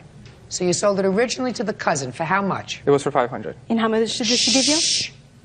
Did she give you the money for the car? No, not the whole $500. Did she give you some of it? She gave me some of it. All right. Don't waltz around me, Mr. O'Neill. Do you understand? Don't waltz around me. Did you agree to pay her back half the cost of this car? No, I was not going to pay her back for the car because she told me she was going to purchase the car for me as a gift. She did. When did she say that? She said that when we were in the room talking with her mother. Was her mother in favor of that? Of her giving you a car? No. No, not originally, not at first, no. I would say not. How long were you dating before she gave you money to buy this car? About 3 months, 3 or 4 months. Why would you even accept a gift? I was looking for a new car. I was going to go to a used dealership and purchase a car, and she offered to buy me a car to her brother. Why? You didn't sell the car to a brother, you sold it to a cousin. Originally, yes. Right. What I'm asking you is, why would you allow a girl to spend almost $8,000 for a gift for you? It wasn't even like that. Yeah. Why? She was offering it, and I didn't want it at first, and I told her that I wanted to get the car myself. But she offered to do it, and she kept offering, and I just said, okay. You mean she wore down your morality? She was offering the car. She wore down your morality? No, I was not offering the car. Yeah, you were. Listen to me. Stop being stupid. You don't make a verbal agreement with somebody to pay back at least half the car. That's not a verbal agreement. You pay back at least half. Either it was a loan or it was a gift. Loan, gift. Judge Judy continues in a moment. They didn't give me nothing because it was in her account. They wouldn't give me no receipt or nothing. Yes, they do. Of course they do. You go to the bank, you get a receipt. They didn't give me any receipt. I was paying the loan back. Right? I don't care! And later today... She played around with it and she pointed it at my face. And I said, don't point that at me. And she said, well, it's never loaded when she shot it. No. Shut up. Don't speak. Real cases, real people. Judge Judy. Arlene Marin says ex-boyfriend Dean O'Neill owes for an unpaid loan to buy a car. When did you have an accident with the car? I believe it was in April, You mean as soon as you got it? Try July. Mm-hmm. That's correct. Try July. I'm sorry, it was a long time ago, so I really can't remember. How old are you? 20. It wasn't so long ago. You should be able to remember that. You still have the car? Yes, ma'am. All right, so in July, you had an accident with the car. Correct. Between April and July, did he make any payments to you? At that time he was working. April and July, did he make any payments to you? No. He was supposed to. That's correct. So in July, he had an accident with the car. And how much did it cost to fix it? It cost about between $800 and $900. How much did you borrow from her? $1,200. Now, why did you lend him another $1,200? That's incorrect. The loan was for $3,000. He took all that money. I have it right here. There's the loan papers, and this is the outstanding for the insurance. It's a total of $3,800 that he owes for the loan, and he owes the whole loan. Did you take $1,200 or $3,800? We took a loan for $3,800. For what? On the title of my car. I used my title to take the loan out once the car was purchased. Right. So we pulled the loan out under her name, and she gave me $1,200 of that. Oh, just a second. So you took the loan out, and the car is collateral. Correct. Is that right? That's correct. And who is the car titled to? Me. How much did you pay back? I paid her back about $800. So I was paying her at the end before she broke up with me, and I was paying her a couple months after. What did you do? You took out $3,800 on the car. Who got that money? Well, we did. But she gave me $1,200 of it to use to fix my car. And where went the other money? We took a vacation to St. Augustine. You did? Where else? What else did you spend the money on? I don't remember. I know we gave some of money to her mom. She said that she wanted to give money from that loan to her mom as a gift. I believe That's incorrect. I never used any of those $3,000. He used it all on his car. He bought a wing for the car, he bought a radio, whatever else he bought, he used it all on the car. I never used any of that money. What is its current value, do you know? Probably about $3,000. That's the value of the car in the Blue Book. The value in Blue Book on the car, if you see on the loan papers, is $4,700. And when was it $4,700? A year ago. Well, I'd like to know what the current... Do we have a Blue Book? Okay. We'll wait for you, Bert. Do you want to see if you can pick up a Blue Book for me? Sure thing. I have a very easy way to... You're going to get rid of this car. Pay off the loan. That's very easy. The car's going to be sold. I'm going to create an order that you will, within 5 days, turn the car in to the loan company. Yes. Pay off the car, see what the Blue Book value is, and that's it. Then you're finished. But I sold my other car to hold Brenda. I don't care! What? Say it standing. That car is not worth anymore what the value of the car is. I'm going to check the Blue Book. Because when we purchased that car was in mint condition. That car was a good, it's got a different engine. Off all the parts, from what the I radio hear, and everything. that car is run down. Maybe. He has it all in That's his your garage. problem. If she's going to be stupid, do you think that the courts are going to worry about that? I'm trying to at least make her as whole as I possibly can because I think that his actions are unconscionable. But she made him a gift of this car. There isn't a question in my mind about that. She did not, and if it was a loan, she would have had a loan paper, something in writing, not some nebulous, he'll pay me back at least half, and then when he doesn't pay her anything, April, May, and June, she lends him another $3,000 on her name. I mean, that's stupid. Now, I was paying back the loan, okay, and I had forgotten her account number, and I called her to receive the account number so I can pay it because I didn't want to see her for the loan because we were broken up at the time. And she wanted me to give the money to her boyfriend to pay the loan back, and I wasn't going to trust that because at the time her boyfriend was threatening me. Oh, be quiet. Could you find the line here, Bert? I really don't read this thing well. And find it in the worst condition. 24-25. Your Honor. What? There's more to this than just the car itself. I mean, we took him in. As a family, we took him and we gave him... He got kicked out of his house we by his gave mother. him a home. You know, he betrayed us. And not only... I know my sister did wrong because we didn't agree with her, the decision, in giving him that money. Where'd you get the money from, by the way? I got, because I have cerebral palsy, and then I got the loan, well, it's not a loan, it's an annuity payment because my father sued the doctor that delivered me. Don't be so generous with your money. I know. How much money did he pay back? He says he paid back $800. Is that right? No, He didn't pay back anything. I can show you proof. I'm the one who's paying those loan payments. Just a second. Show me proof that you gave her $800. I didn't give it to her directly. I was paying the bank, and I was giving the cash to the bank. Now, I was paying the bank back. Bank gives you receipts if you pay cash. No, they didn't give me nothing because it was in her account. They wouldn't give me no receipt or nothing. Because Yes, they do. Of course they do. You go to the bank, you get a receipt. They didn't give me any receipt. I was paying the loan back. Then you're as stupid as she is. Then you're as dumb as she is. And if I could also add that she wanted the money that so bad that she actually made an attempt to make a false statement on my father's credit report and filled out a credit card application.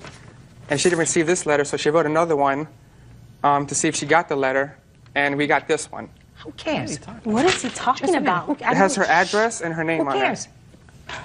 What does that have to do with the money that you owe her? Because she was trying to get the money from me, so she was making an attempt to get money from my father. You were hiding from us. And I did not make any attempt to get anything from There's her address and my father's name on there. Because you lived in our address. Listen to me. You're going to sell the car because you didn't make the payments like you were supposed to. $3,000. If you get $2,000 for the car, it still means you owe her $1,000. You've driven the car for a while. I hope you've enjoyed it. Judgment for the plaintiff in the amount of $1,000 plus an order that the car is to be sold forthwith, and the money is to be remitted to her. The other $2,000. Thank you. That's all. Excused. You may step out.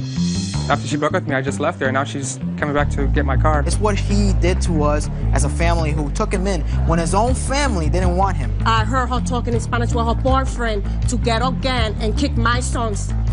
His mother and his father both threatened me. She's a liar, she's a thief, and she committed a lot of fraud. I have done nothing to them. She will go to jail, I promise you. And now the next case. All parties in the matter of Toller versus Falk, step forward, please. Homemaker Renee Toller is suing her ex-boyfriend, service technician Bobby Falk, for an unpaid loan. Bobby says the purpose of the loan was to get Renee out of debt.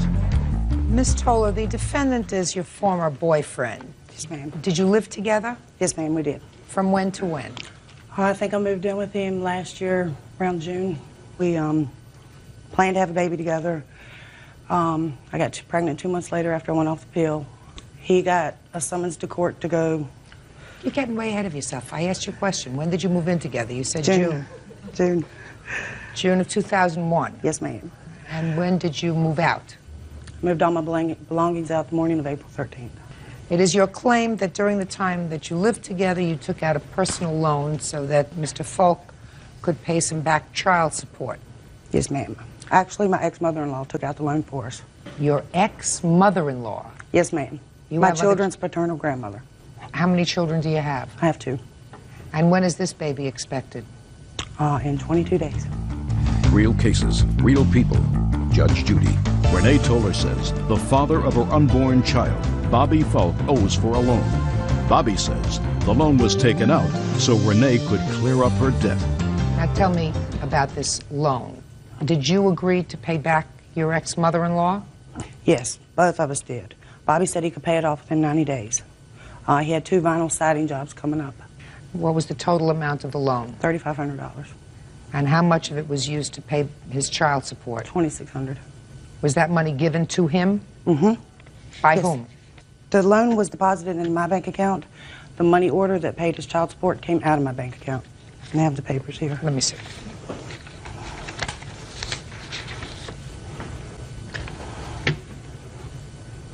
Are you paying back the loan? Yes, ma'am. Actually, while we lived together, we both paid it back. When I moved out, I called Bobby to ask for help to pay on the payments. Okay, just 1 second. So while you were living together, you were both paying? We both paid it, uh-huh. It's not your allegation that he owes $2,600? No, it's $2,248.93.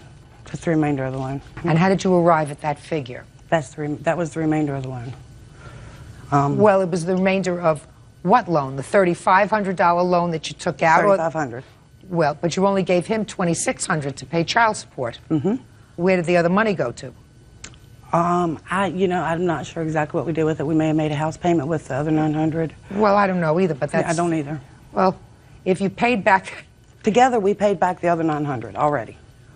I understand that. Mm-hmm. But if some of that money was not used for his child support, he's not responsible for that other money. So far, is that correct, sir, that you paid back $900? I think so, yes, ma'am. Were you working? Yes, ma'am, I was. And you were working? Till 5 weeks before April 12th. 5 weeks before, so from September until March you were working. Fine. Did she pay money to your for your child support? I think there was some money paid, yes, ma'am. Do you know how much? Not right offhand, ma'am. Does $2,600 sound right? That could be. Oh, there you go. However, I was the only sole breadwinner of the family there for quite a period of time. The period of time that she says she was working is not correct. She did not work the entire time she said that she worked. Well, when did she work, sir? Well, on a weekly basis, you meant 2 to maybe 3 days a week. But you were living together as a family? Yes, ma'am. I'm not going to go into 2 or 3 days a week and you were working 5 days a week. You paid back as a family $900 towards this loan. However, there is a substantial portion of it, or at least a big piece of it, that was not used for your child support, which is what she's suing for, $2,600. According to my calculations, if you acknowledge that this loan was taken out, at least 2/3 of it was taken out for your child support, you originally owed $2,600, and I'm giving you credit for $600, which is 2/3 of the $900 that was paid for, which comes out to $2,000. Now, you want to explain to me, sir, why you don't owe $2,000? Yes, ma'am. Like I said, from the beginning of the time that she moved in with me, we were both working on the same job for construction. She had problems with being out in the sun, out in the heat, so she very seldom was able to work on that job. Soon after she got a job inside of an apartment complex in an office, During that period of time, I worked 6 and sometimes 7 days a week in order to make ends meet. You keep in mind, I have 2 children, she had her 2 children, and the both of us was in my house, which meant that I was the sole breadwinner, more or less, for the entire Your children group. living with you? For the biggest part of the time, yes, ma'am. At that point in time, they were. How old are they? I have a son that's 8 and a daughter that's 13. And who was taking care of the children when you were working? She would be there at the house during that period of time. Yes, ma'am, while she was asleep, what have you. Whatever. So who was watching my kids? Whatever. You weren't there. Someone was watching them. Somebody had to work. And if she wasn't watching them, someone would have had to have watched them. Right? I could have taken care of that too. I'm sure you could have, but you didn't. Keep going. I'm still waiting for a reason why you don't owe $2,000 on this loan. Well, I feel that if things was to be fair, then we could look at as to what money was spent as far as paying everybody's bills, my bills, her bills, and taking care of everybody else that was in the household at the same time. Why should she be responsible for paying your back child support? Nobody said she was responsible for it. Well, she is responsible for it if this loan Something is she her chose to do on her responsibility. own. What? That would be something she chose to do on her own. I never signed the first piece of paper for that note. No, but you agreed to pay it back. Did you get a notice from Child Support Enforcement that you owe this money? Yes, ma'am, I did. And did the notice from Child Support Enforcement indicate that unless you came up with this money, they had several alternatives? One was your arrest, one was taking away your driver's license, and they gave you the whole menu of possibilities? Yes, that happened, right? Yes, ma'am. Of course it did. So you had to come up with the money, yes, right? Ma'am. Judgment for the plaintiff in the amount of $2,000. That's all. Parties are excused. You may step out. I'm glad I won, so I don't have to worry about paying it back and taking care of a new baby. I'll do what I've got to do to help support my child. That's my obligation, and that's what I'll do. Don't put yourself out on a limb for nobody. You better off staying by yourself. Hit by a car. Court come to order. All rise. Have a seat, please. Case number 2020, Hildreth Mahasani versus Santiago. Thank you. Miss Hildreth. Yes. Pronounce your last name for me, sir. Mahasani. Mahasani. Yes. You two were crossing the street in San Diego? In Carlsbad Village. Is that in San Diego? It is. It's a suburb of San Diego. Is that where you live? Correct, in Carlsbad. And you were hit by Miss Santiago, who was driving her mother's car. Correct. Miss Santiago acknowledges that she hit you. And you were seriously injured. You've had shoulder surgery. You were both injured. Correct. When did this happen? This happened on Friday, September 4th, 2020. I just have a couple of preliminary questions before I get into the facts of it. Sure. I assume that since this accident happened in 2020, that you tried to sue either the defendant and or her mother as the car's owner. Well, we would have done so, but the driver was uninsured. That's the question. You would have done so, yes, except the mother had no insurance. It is my knowledge that the mother had insurance, but that and which I have the evidence, that her daughter was excluded from the policy. The policy, and therefore the insurance company disclaimed. Correct. I'd like to see that. Absolutely. That's why your mother's not here. No, Your Honor. Okay, that's why your mother's not here, Miss Santiago. Without her knowing. Miss Santiago, that's why your mother's not here. No. Well, were you excluded from the insurance policy? That's either a yes or a no. Yes. Then you shouldn't have been driving the car. Yeah, I know. Just a second. Then you I shouldn't know. have been driving the car. I took the car To a responsibility. question. I didn't and I took ask the car you. without Do you her understand? permission. They don't listen to you when I'm speaking. When I ask you a question, you'll answer me. I don't want to hear some pat answer. I want to hear a lot of I'm sorries. I want to hear a lot of I'm sorries. Why would I say I'm sorry if they didn't pay attention when they were crossing? You weren't supposed to be behind the wheel of a car. But I was paying You attention. weren't supposed to be behind the wheel of a car. But why they didn't pay attention? I'm not speaking to you. I just told you why. Why should I There say was I'm no sorry? lights flashing. Be quiet. Why should I say I'm sorry if they weren't paying attention? Because you weren't supposed to be behind the wheel of a car. If you weren't behind the wheel of a car, whether they were paying attention or not would be irrelevant.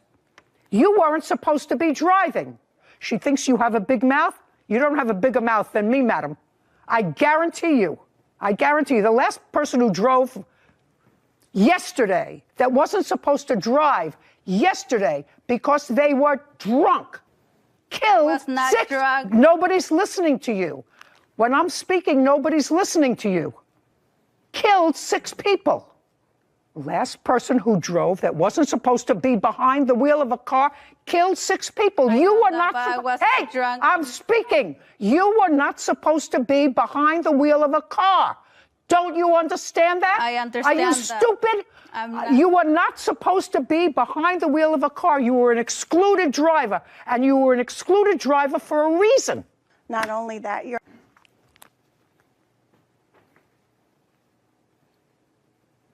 Our investigation, which is after you notified the insurance company, determined that the driver of the insured's car, Jennifer Ramirez, was not covered by the policy.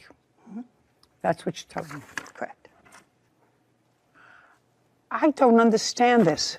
You were walking, correct? Correct. Both. What is this? Your driving privileges will be suspended on November 21st. What is that? I think there was a misunderstanding that we were actually driving a vehicle.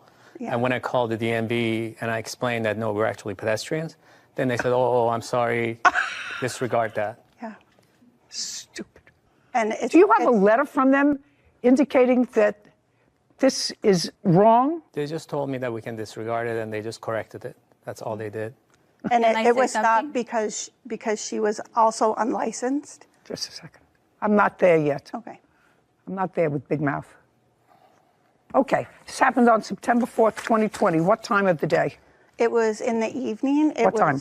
About 8 p.m. It was, around 8 o'clock. Light or dark outside? Dark. Is that a fair and accurate representation of the intersection where this happened? It is, Your Honor. Ms. Santiago, is that a fair and accurate representation of the intersection where this happened? Yes. So at the intersection where this happened, there were lines across the highway indicating pedestrian walkway. Correct. And there were 2 signs indicating pedestrian walkway. There were 3 signs. One in the center median and 1 on each side. On September 4th, Ms. Santiago, this requires a yes or a no answer from you. On September the 4th, 2020, did you have a valid driver's license? Lisa Hildreth and Reza Mahasani claim 20-year-old Jennifer Santiago. On September 4th, Ms. Santiago, this requires a yes or a no answer from you. On September the 4th, 2020, did you have a valid driver's license? I didn't, Your Honor. I said it's either a yes or a no. Did you have a valid driver's license? No. Did you ever have a valid driver's license? No. Do you have a valid driver's license today? No, Your Honor, because they... That's a no. What's your name? Vanessa. What? Giles. Stand up. Did you come with her today? Yes. How did you get here? I drove. My license. Just a second. You drove? Yes. In whose car? My car. What kind of car is it? Kia. Did you ever drive with Miss Santiago? Yes. When? Did you ever drive in a car where she was the driver and you were the passenger? Yes. When? September 4th, 2020. 2 years ago. Other than September 4th, 2020, did you ever drive with Miss Santiago where you were the passenger? Yes. When? September 4th. I said other than September 4th. No. Other than September 4th. Other than that, no. On September 4th at 7 p.m. 7 p.m. Where were you? We were at the beach. Carlsbad Beach. Sure, you were at the beach. Who else was at the beach? Santiago and another friend. He's a minor. He's 16. There were 3 of you at the beach. Anybody else that you knew at the beach? No. How long had you been at the beach? Like for an hour. So you got there at 6 o'clock in the evening? We got there at 7. We were going back home at 8. So you got to the beach at 7. What did you do at the beach at 7 o'clock? We were just... At her house. Just think, take a breath. Did you meet at her house, or did Miss Santiago pick you up? She picked me up. How far do you live from her? 2 minutes away. And what about the 16-year-old minor? 3 minutes away. Did she pick up the 16-year-old minor? Yes. How old was Miss Santiago in September of 2020? 18. Are you a good friend of hers? Yes, I am. You knew she didn't have a driver's license? Yes.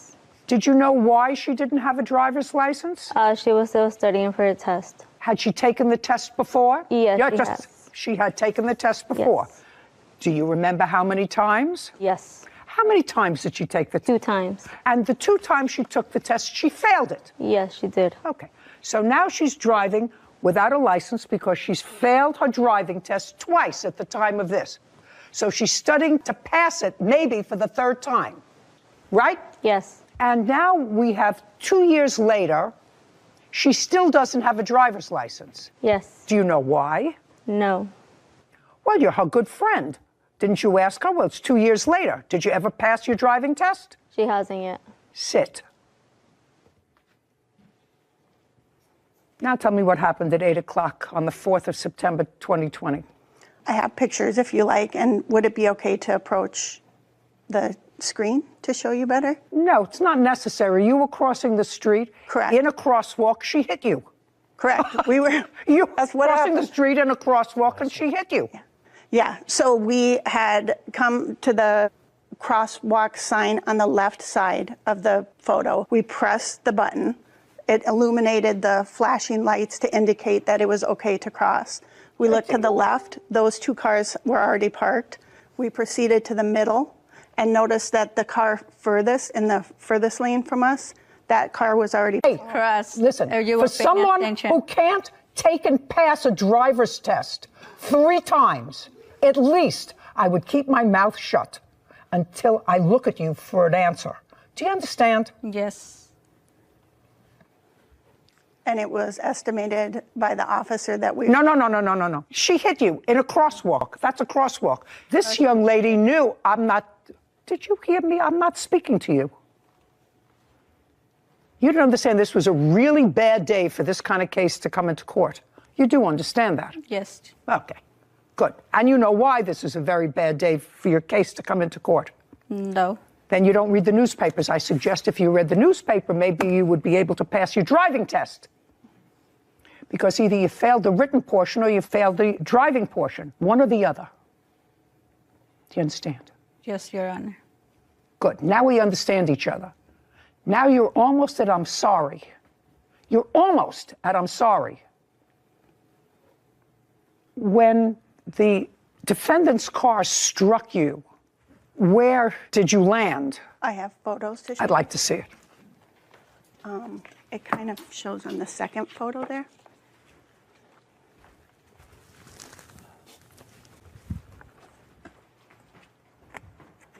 Oh, you hit her windshield. Who hit her windshield? We Is that you? both did, Both. Your Honor. And the hood. That's not true. I only saw that her husband, that he hit the shield. It wasn't her. What an idiot. Kevin, can I see the police report, please? Sure. See?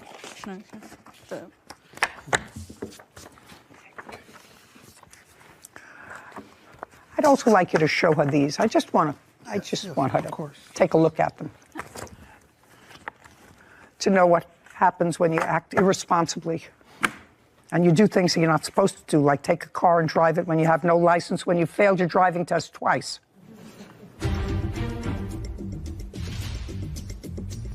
Lisa Hildreth and Reza Mahasani are accusing 20-year-old Jennifer Santiago of hitting them in a crosswalk while she was driving without a license. Okay, your last name is? Giles? You spoke to the police that day. Yes, I did. I don't know what you're doing here as a witness. She stated she did not see what happened. That's what it says here. Yes. Just a second. That's what it says here. Uncross your arms. Now you can sit down. Gillis stated she did not see what happened. However, she identified Miss Santiago as the driver. And then there was a witness. Witness 1 stated she was riding as a passenger in a vehicle driving northbound on the 3100 block of Carlsbad Boulevard. The two plaintiffs were crossing the road in a marked crosswalk on the south side of the intersection of Carlsbad Boulevard and Oak Avenue. The two were crossing from the west side of the street to the east side of the street. The yellow warning lights next to the crosswalk were flashing. They were not. Witness 1 observed Plaintiff 1 driving northbound towards the crosswalk at a fast speed. She drove through. I'm speaking, not you. I was not. I'm speaking, not you. I'm reading from a statement in the police report from a witness who stopped when this accident happened that you don't know. Neither do you. Okay, so now we have a witness who neither one of you know, who said the yellow lights were flashing, even if they did a blood test there for alcohol. States as follows. During the investigation, P1, that would be you, displayed objective symptoms of intoxication. I noticed her eyes were slightly red and watery. Her speech was very quiet. I determined P1 was under the influence of cannabis. That's not true, Your Honor. Just a second. Do you have any supplementary police reports? The only other thing that I have from the officer is an email that he... No. An email to whom? An email from the police officer to us. I'd like to see it. Sure.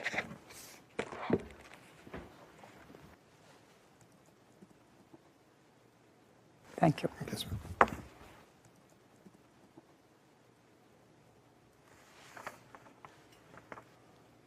Okay, so what you said to the police officer was, and the police officer responded to you, that the report came back negative. Correct. And he said, I'm not changing it. Therefore, it's not a criminal matter. You have to sue her civilly. Correct. Because clearly the accident was her fault. Correct. Were you taken to the hospital that day? We both were. And you were taken to jail? Yeah. When was the last time you took a driving test? Month and year. I haven't taken no driving test. When was the last time you took a driving test, madam? You failed twice. So I want to know when the last time was that you took a driving test.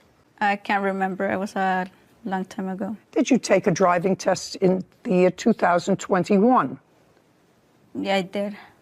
Did you pass that driving test? No. Was that your third? No. So I asked you, in 2021, did you take it? You said yes, you didn't pass it. And I asked you, was that the third or the fourth test that you had? That was my second. No. I don't know how much more that a court system can do, but to say to people who don't have driver's licenses, especially in your case where you tried to get a license but failed to pass on at least 2 occasions before this incident, which means that you were a risk to be on the road because you couldn't pass a driving test twice before this incident. Now, you want to tell me whether you, and this requires a short answer, not one of your long ones. Did you have your mother's permission to take the car that day to pick her up and go to the beach? No. Have you ever had your mother's permission to take the car and go anywhere? No. So in effect, if you had no license and you didn't ask for permission, then you stole the car. No. What do you mean no? You did. didn't have permission of the owner to take the car. You weren't a licensed driver. Therefore, there was no insurance. Well, let's go back. Did you ever ask your mother to use the car? No, not at all. And what happened after you had this accident in your mother's car and after you got out of jail? What happened between you and your mother? Well, she was sad because I was in jail, and well, she was also mad because, like, why would I take the car without her permission? Why did you take the car without her permission? Well, I honestly didn't thought that this would happen. Nobody thinks that an accident is going to happen. I don't think you intentionally hit these 2 people. No. I don't think you intentionally. Sorry, and I'm telling them again that I'm sorry. Good. That's better. Judgment for the plaintiff in the amount of $10,000. We're finished. This court is adjourned. Well, I'm really pleased with the judge's decision. I didn't see anything until the guy hit the windshield. We have a young child, so we understand that the driver was young and mistakes happen. I started screaming and I was scared. For about 3 hours in the hospital, I didn't know if she was going to live or die, basically. I was so scared, like I just stayed there. I was in shock. It's been rough.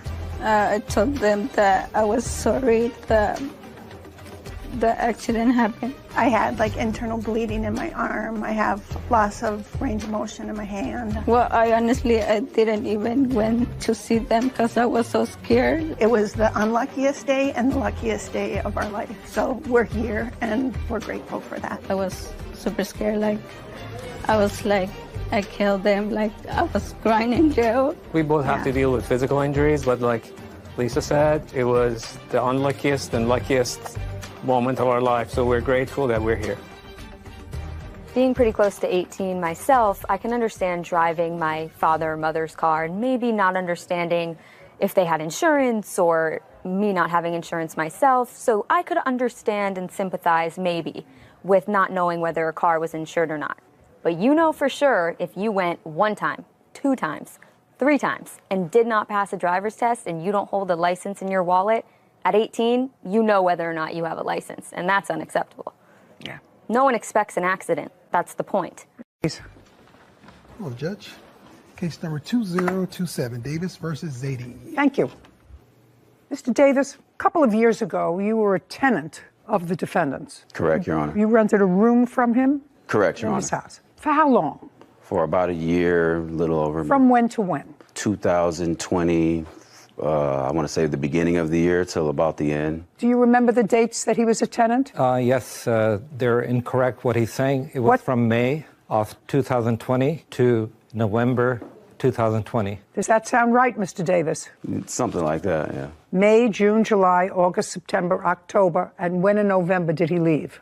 I believe it was by the 10th. This is what your case is about. Briefly, it is your claim that you and Mr. Zadie had some sort of an argument. Correct. Which you'll tell me about. And Mr. Zadie called the police. You were taken from the premises. Mm-hmm. You were arrested, spent the night in jail, nailed yourself out. And this happened in 2020. Correct. In November of 2020. Your lawsuit is for false arrest and actual damages. You had to post bail and for filing a false police report. The reason that you have delayed for 2 years in bringing this case against him is because you say you had another action pending. Correct, Your Honor. What was the nature of the other action that you had pending? It was a speeding issue with the police. Well, it's not a speeding issue with the police. Were you stopped for speeding? It Were was you 28 arrested for speeding? Yes, I was, Your Honor. You were arrested for speeding? Yeah. And they called it a 2800 VC, if my memory serves me correct. Well, I don't know what that is. It's, I guess, evading. Look into it. In what city and state do you live? Irvine, California. Let me understand this. Very few people are arrested for speeding. You remember what you were arrested for, sir? You weren't arrested for speeding. They called it evading an officer because I didn't pull over right away. So you were evading an officer. Let's try that, Sarah. Evading a police officer in a vehicle. It's vehicle code 2800-1. Yeah, there it is. Okay, what does it say? Prohibits evading an officer in a vehicle, which means willfully fleeing from a police officer when the officer is pursuing the person in a car or on a bike. The offense is a misdemeanor punishable by up to 1 year in jail. Okay, so you had a misdemeanor pending, right? Anything else? No, that was it. Anything else historically? Yes, I did have historical 4. Okay. Yeah. Don't have to go into 2004. So you had this case pending and you felt that it was inappropriate to bring a civil case against him. Yeah, because I didn't want the cases to intertwine, Your Honor. They weren't going to intertwine. The case that he brought against you was eventually dismissed. Correct. In what month and year was it dismissed? It was dismissed the same month, about 2 weeks after that. Is that right? I believe so. Okay. So let me understand this. He alleged that you assaulted him or threatened him. You were taken into custody. The DA examined the case and decided not to prosecute it. Correct. And that was 2 years ago. Correct. Well, I don't know who gave you advice, sir, or whether you did this on your own, but bringing a civil case against someone for something has no impact whatsoever on a pending criminal case, be it a felony or a misdemeanor. You know, if you were driving in a car and someone hit you in the rear in November of 2020, and you waited 2 years to bring that because you had this evading a police officer action and you thought that that was a valid reason, your case would be dismissed for the hit in the rear and whatever injuries you had, because you're supposed to bring these things in a timely fashion. I understand. 2 years is not a timely fashion. Now that I've suggested that to you, I would like to hear what you say transpired in November 2020, to the best of your recollection. On November the 9th, 2020, me and my former landlord, Alex Aditi over here, we had an argument about a guest that I had over. Okay. You had an argument over the phone or in person? Over the phone. Tell me how that phone call was initiated. He texted me some things and I called him because I wanted to... Okay. He texted you. Do you have a copy of that text? No, I don't have the text. Do you recall what that text said? Yes, I do. Tell me what it said. I told him that he has to get his girlfriend out of the house because she's been coming in every day and night, staying there. Okay, so you said, in effect, I rented you this room, not your girlfriend. Correct. You got to get her out of the house. When you rented the room in May and you moved in, did Tawana move in with you? She did not move in with me. So when you rented the room for yourself in May, you rented the room as a single person? Correct, Your Honor. Okay. And when did you bring Tawana into the room? It would be once in a while. No. What month, sir? I don't recall the exact month. What month, sir? It started happening like back in August, every day. It started one day, then every other day, and then it became constant day and night.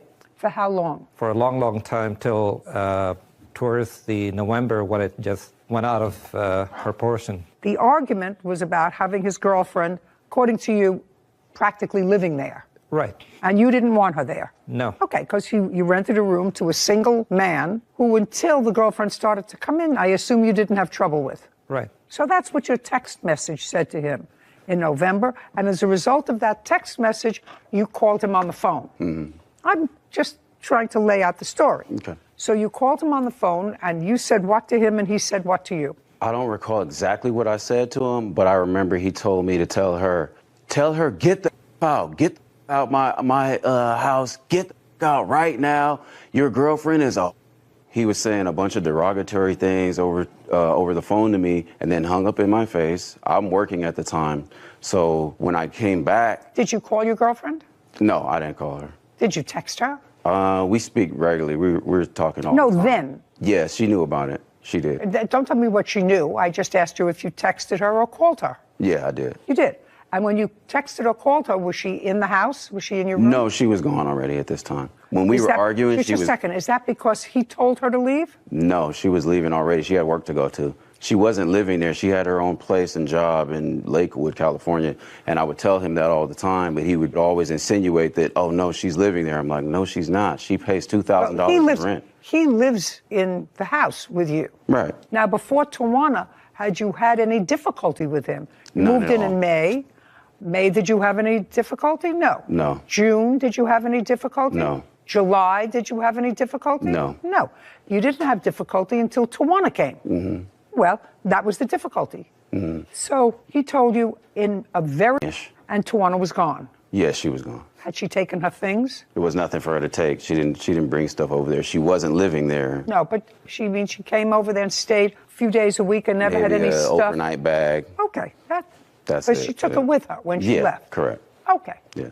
So you got home about 9 o'clock, and what happened? I got home at 9 and I said, don't disrespect me and my woman. You know, this is a woman I love. When you got home, you walked in the front door. Where was he? He was in the kitchen, and he had a female guest there, too. He's allowed to have a female guest. It's his house. Yeah, right. The pot calling the kettle black, basically. No, Hypocrisy. Mr. Davis. Mr. Davis, if you rent a room to a single guy, did you have a lease agreement with him? Yeah, I did have a lease agreement. Did you have a written lease? Yes, I did. Did your written lease provide that you were going to live there? Yes, it did. Just you? Yes. Well, you bring in another person, That's in violation of the lease. That's not in violation of the lease because there was nothing in the lease that said I couldn't have guests. He actually said I could have guests. Guest is one thing. A guest is somebody that doesn't come with an overnight bag regularly. No, he said one I day, could have an overnight 2 days, 3 days, 4 days. That's more than an occasional guest. That's somebody that comes and goes even when you're not there. Because according to you, you contacted Tawana while you were at work and she was at the house. That's false. Well, I thought you contacted her, and then you said she left. She took a few things with her, probably just an overnight bag. No, she was not going there when I wasn't there. That's false. Are you saying that she was not in your room when you were not home? When I was not there? No, Yeah. she would not be there. That true? No, he had made a key to her. She would come as she pleased. Did you make her a key? False. That's absolutely false. Did you make her a key? No, that's is my absolutely question. false. No, I Do you didn't make her still a key. speak to Tawana? No, I don't. We kind of fell out of touch. If I were to call Tawana and ask her whether or not you made a key, would she tell me she did or she didn't? She would say that I didn't. Didn't? Yeah. Phone number? I have it in my system. I don't have her number saved here. I'm not exactly buying the fact that Tawana did not have access to the home even when you weren't there. Even if it was just Locked up in jail from his false police report. I gave her my property, and she had my key then to help me get the stuff out of his home. But I never went and made her a key, a copy of a key Did she anywhere. ever use your key other than when you were incarcerated? No. He says she did. In Davis claims his former landlord, Alex Zadie, owes for bail money after Alex had him falsely arrested. Okay, so now you're having this discussion. He's in the kitchen.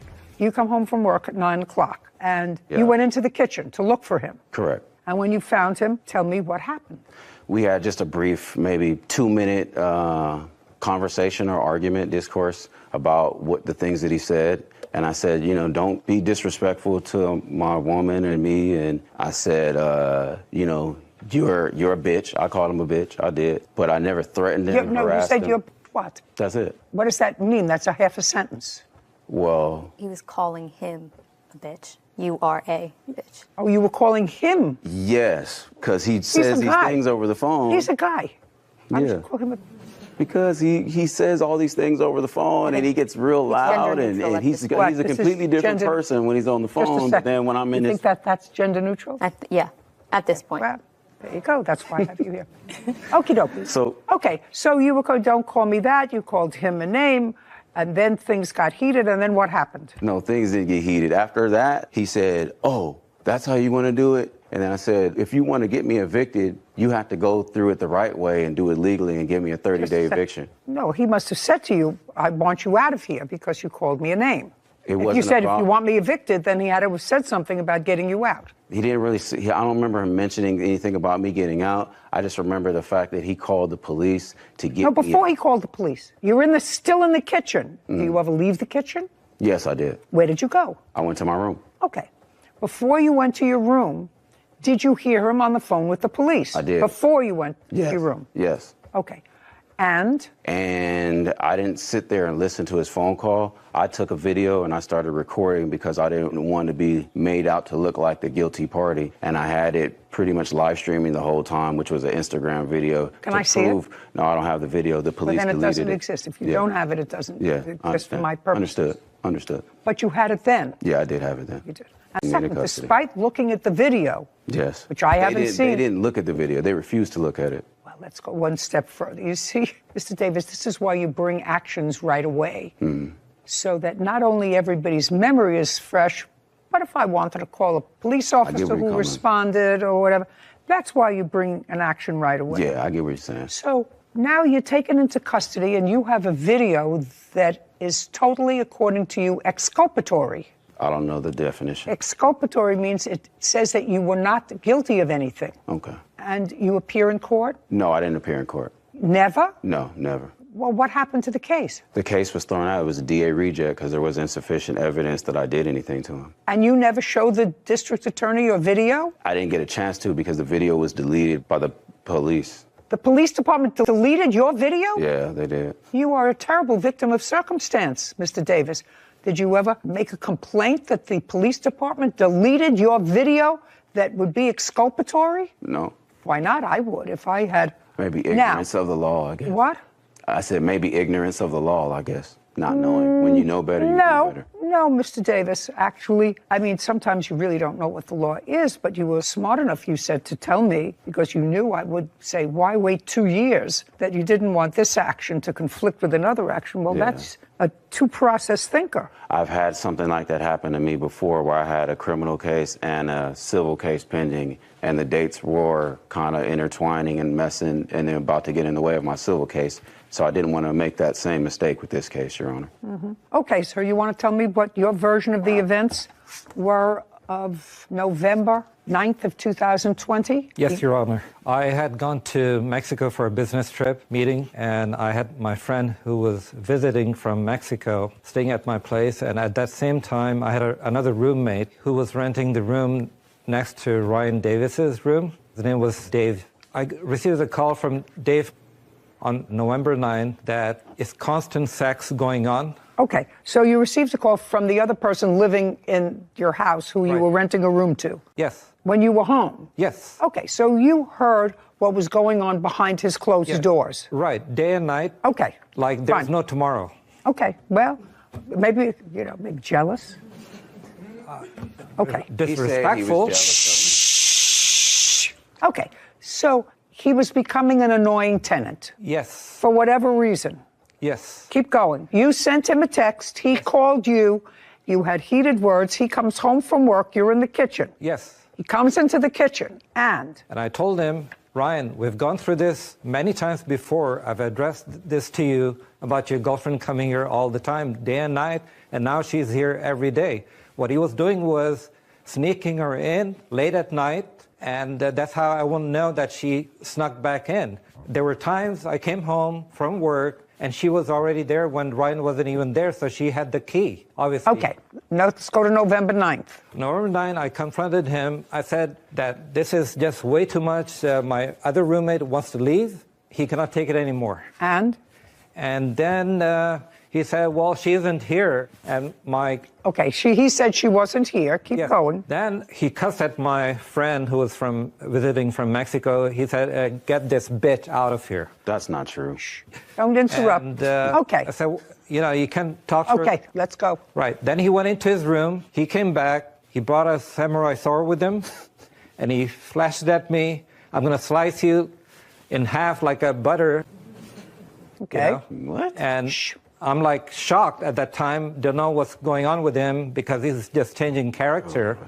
I'm scared of my life. I'm scared of my guests. Okay. And then what happened? So And he then came out I said, you need to get out of here. You need to move. And then he went back. He didn't do anything with the sword.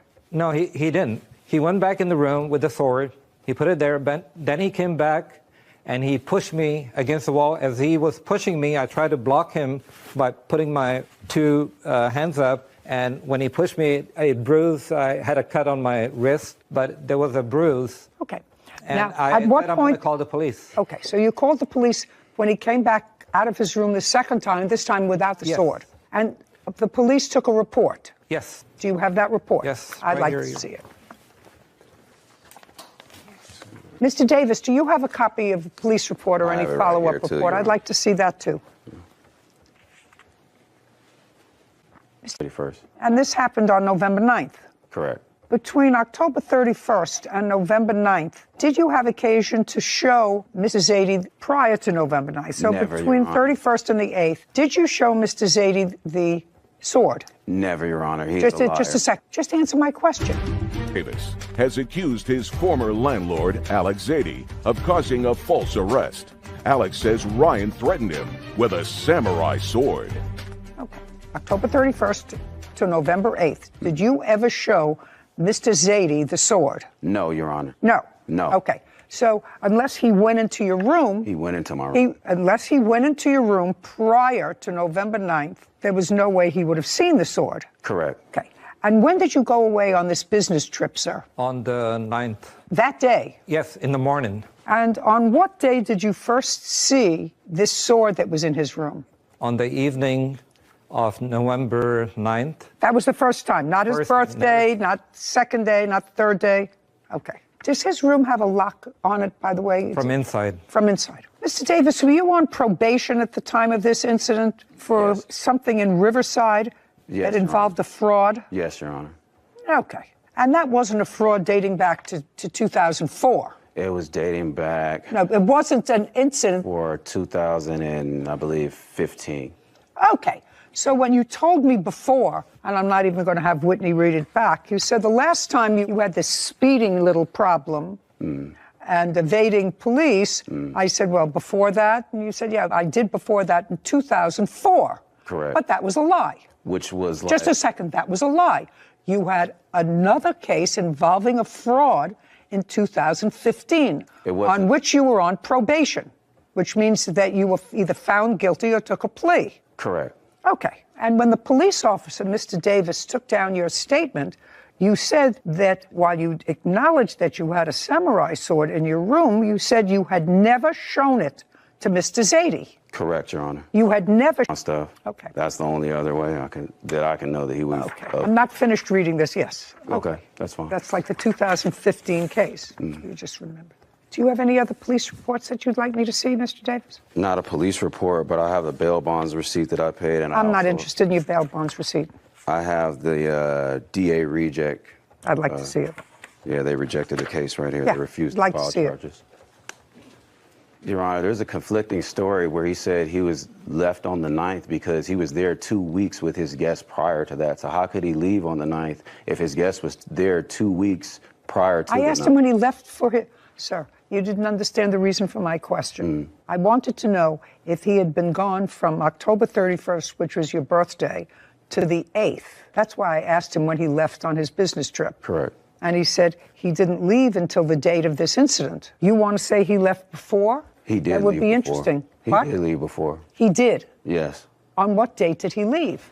I don't know the exact date, but I A know week before, 5 days before? it was maybe about a few weeks before. November 9th? Yeah, a few weeks. Then he wouldn't have been able to see your sword because he wouldn't have been coming in and out of your room. There from the 9th. Well, from this the happened on the 31st 9th. From the 31st to the 9th, he was there. Well, you just told me he left 2 weeks before. I'm saying he was gone before that date, and then on the 31st, between the 31st and the 9th, he was there at the place. Okay, well, that's what he says. He said he was there, and the business was only 1 day. He left on the 9th, and he came home on the 9th. You said, no, he was there for 2 weeks before. Well, if he was there for 2 weeks before and you didn't get the sword until 31st of October, he could not have seen it by going in and out of your room. So you have to sort of get your story straight, sir. So he was there or not there, according to you? He was there. He was there? Correct. Okay, good. His guest was also there for about 2 weeks. Just who cares about his guest? He owns the house. Okay. Okay, it was a misdemeanor case and they declined to prosecute it. Correct. Your case is dismissed, Mr. Davis, for several reasons. It's dismissed because it was brought in an untimely fashion. It was brought 2 years after the fact for no valid reason. Your Honor, it's dismissed for that. It's dismissed for a second reason, because I find some of your testimony, sir, incredible. And one of the reasons I say that is because you were not forthcoming with a legitimate answer to me with regard to your prior history, which isn't always dispositive, which you were convicted either after trial or after hearing. Do you understand? You would remember that. Are you still on probation? Yes, Your Honor. Okay. Your case is dismissed. We're done. This court is You're making a adjourned. big mistake, Your Honor. You have guests over 2 to 3 weeks at a time, but I have a girl over for 3 days, and now it's World War III. He was only allowed to stay there by himself, not with his girlfriend. I never went at him with a samurai sword. It was pretty scary. He basically just used the system against me because I'm a person of color and I have a record already, so I fit the bill. He had a criminal record. When I rented the room to him, he was asking for a second chance. It's easier for them to lock somebody up who's already been to jail. Nobody was renting him the room, and he was saying he's trying to start a new life. I'm 6'1", 200 pounds. I wouldn't even need a weapon if I was going to assault him, but I never did. Thank you, Judge Judy.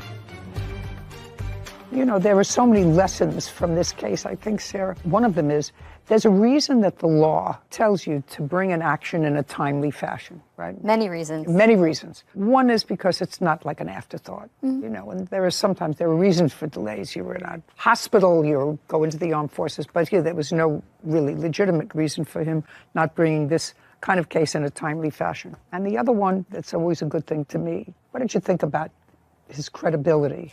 Yeah, I think it's hard for a fact finder to believe the totality of your testimony if one of the first questions, just about a simple question of your prior history with law enforcement, if you have any pending charges, I think that's a very simple question. If you aren't fully truthful with the fact finder on that question, it makes it really difficult, and the rest of your testimony is now suspect. That's true. And it's a good lesson, because sometimes you think, well, it's sort of an innocuous question. I don't have to get it. But if I, sitting as a juror in a case, see that somebody is fabricating a fact, and they want you to believe them.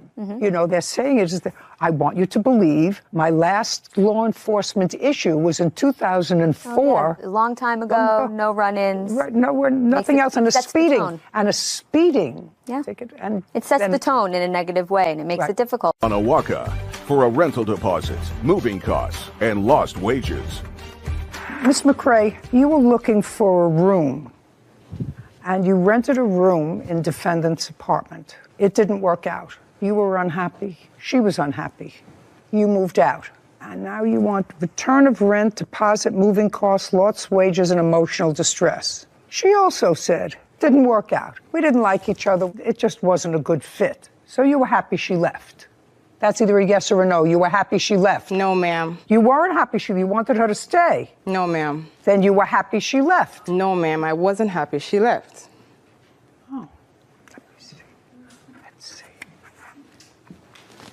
Okay, this is what you say. Brittany, that would be you. Yes. This is your answer. Was messy, played loud music, brought friends in, a good fit, and would not be renewing her lease. No. Now, that's what you said. Will not be renewing the lease for the apartment. No. Doesn't matter.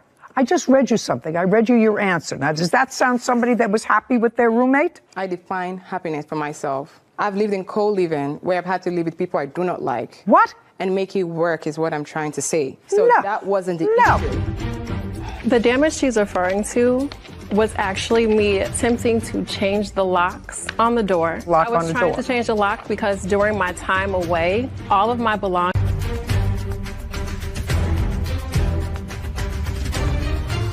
Brittany McRae claims her former roommate, Lulu Onawaka, owes for a rental deposit, moving costs, and lost wages. Lulu is countersuing for property damage and storage fees.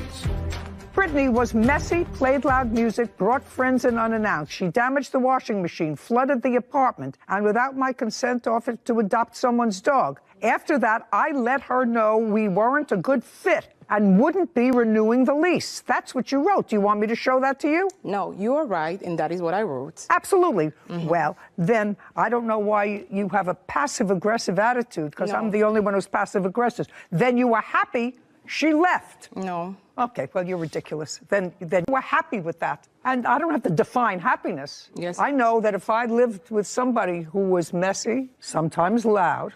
Okay. We broke the dishwasher and flooded the apartment because they put regular soap instead of dishwashing soap into the apartment, then it sort of bubbles all over. Now, unless I was either married to that person or they were one of my family, I wouldn't be happy with them. If I had a tenant like that, I would say, oh my God, what did I get myself into? I want out of this. Okay. But you were happy. No, I wasn't. I stand on that. Okay, then you weren't happy. Yeah. Perfect. That's what I asked you. You could have saved me all this dramatic. $300 deposit. And you lived there for about a month. I lived there for 26 days. And things didn't work out. You had a big argument with her back and forth. And as a matter of fact, according to you, you left for a couple of days. I did. Yes, because you were unhappy there and felt threatened, felt uncomfortable, whatever it was. So you left for a couple of days. And when you came back, what was your intention when you came back? No, look, not so. Look at me. You left because you were unhappy. You came back. What was your intention when you came back? I never left because I was unhappy. I left because I was evicted from the property by the defendant. Just a second. So you didn't leave the apartment after this disagreement? Yes. You did? I did. Okay. Where did you go? I actually stayed with my friend. So you left? Yes. On what date? I left on June 1st. I don't need any backstories. I'm just trying to get to a mindset of why the two of you think that you have a lawsuit against each other. Why do you bother wasting your own time, wasting precious court time when you weren't happy in the apartment, you paid for a month's rent. Certainly, you're entitled to your security back if you cause no damage to the apartment. You lived there practically a month, and you're not entitled to any more money because she didn't give you 30 days' notice because you were just as happy that she had abandoned properties. What? She had abandoned properties. Okay. She damaged the door, and I lost my deposit as well. Door to her room? Yes. The door to her room? Yes, she did that. You have a photograph of the damage. Yes, I'd like to see it. Please bear with me. I'm going to find it quickly.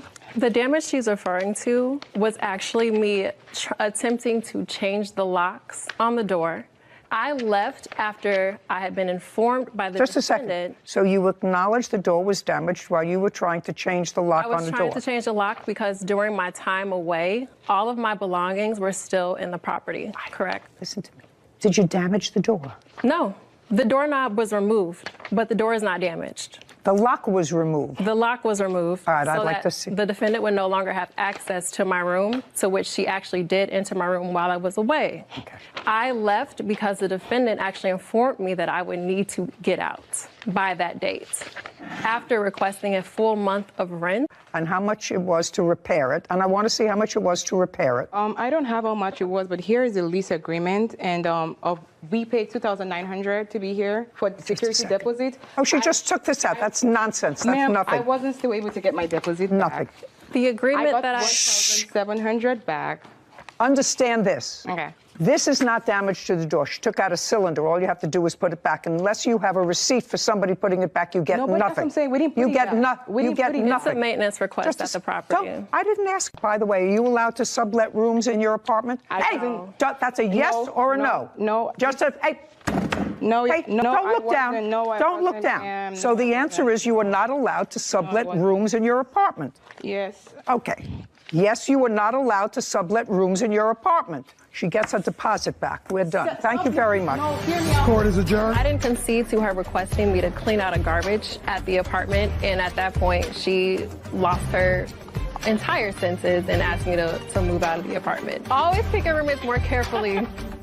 Okay, so I don't have anywhere to go really on this case except to suggest that people who feel good, look like they have a job, look as if life is otherwise okay for them, and they move into this rental situation, which is very difficult. I never could understand it, to move fraught with danger, and it keeps me in business here. But here you have two women that were both unhappy. You had an unhappy tenant, an unhappy landlord. You had a lease, but both of them were unhappy. It really didn't cost either of them anything. Plaintiff says she didn't get 30 days notice, so she should be compensated for $5,000 on her moving costs and storage fees, some other things. It seemed like a wash to me when I read the papers. And to have your happiness after the end of constant struggle or battle with each other seemed like a win to me, but apparently it wasn't enough for them. Apparently not. Well, unfortunate, but she's entitled to security.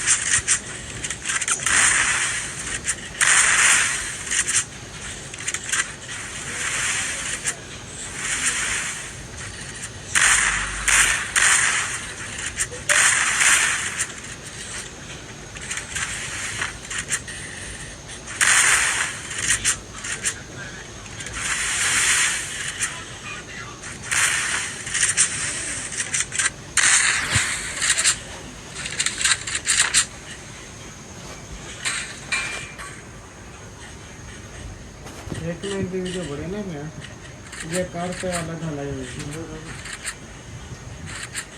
Situation Diwali same है का दुकान में पढ़ाया है घंटा ही बड़ा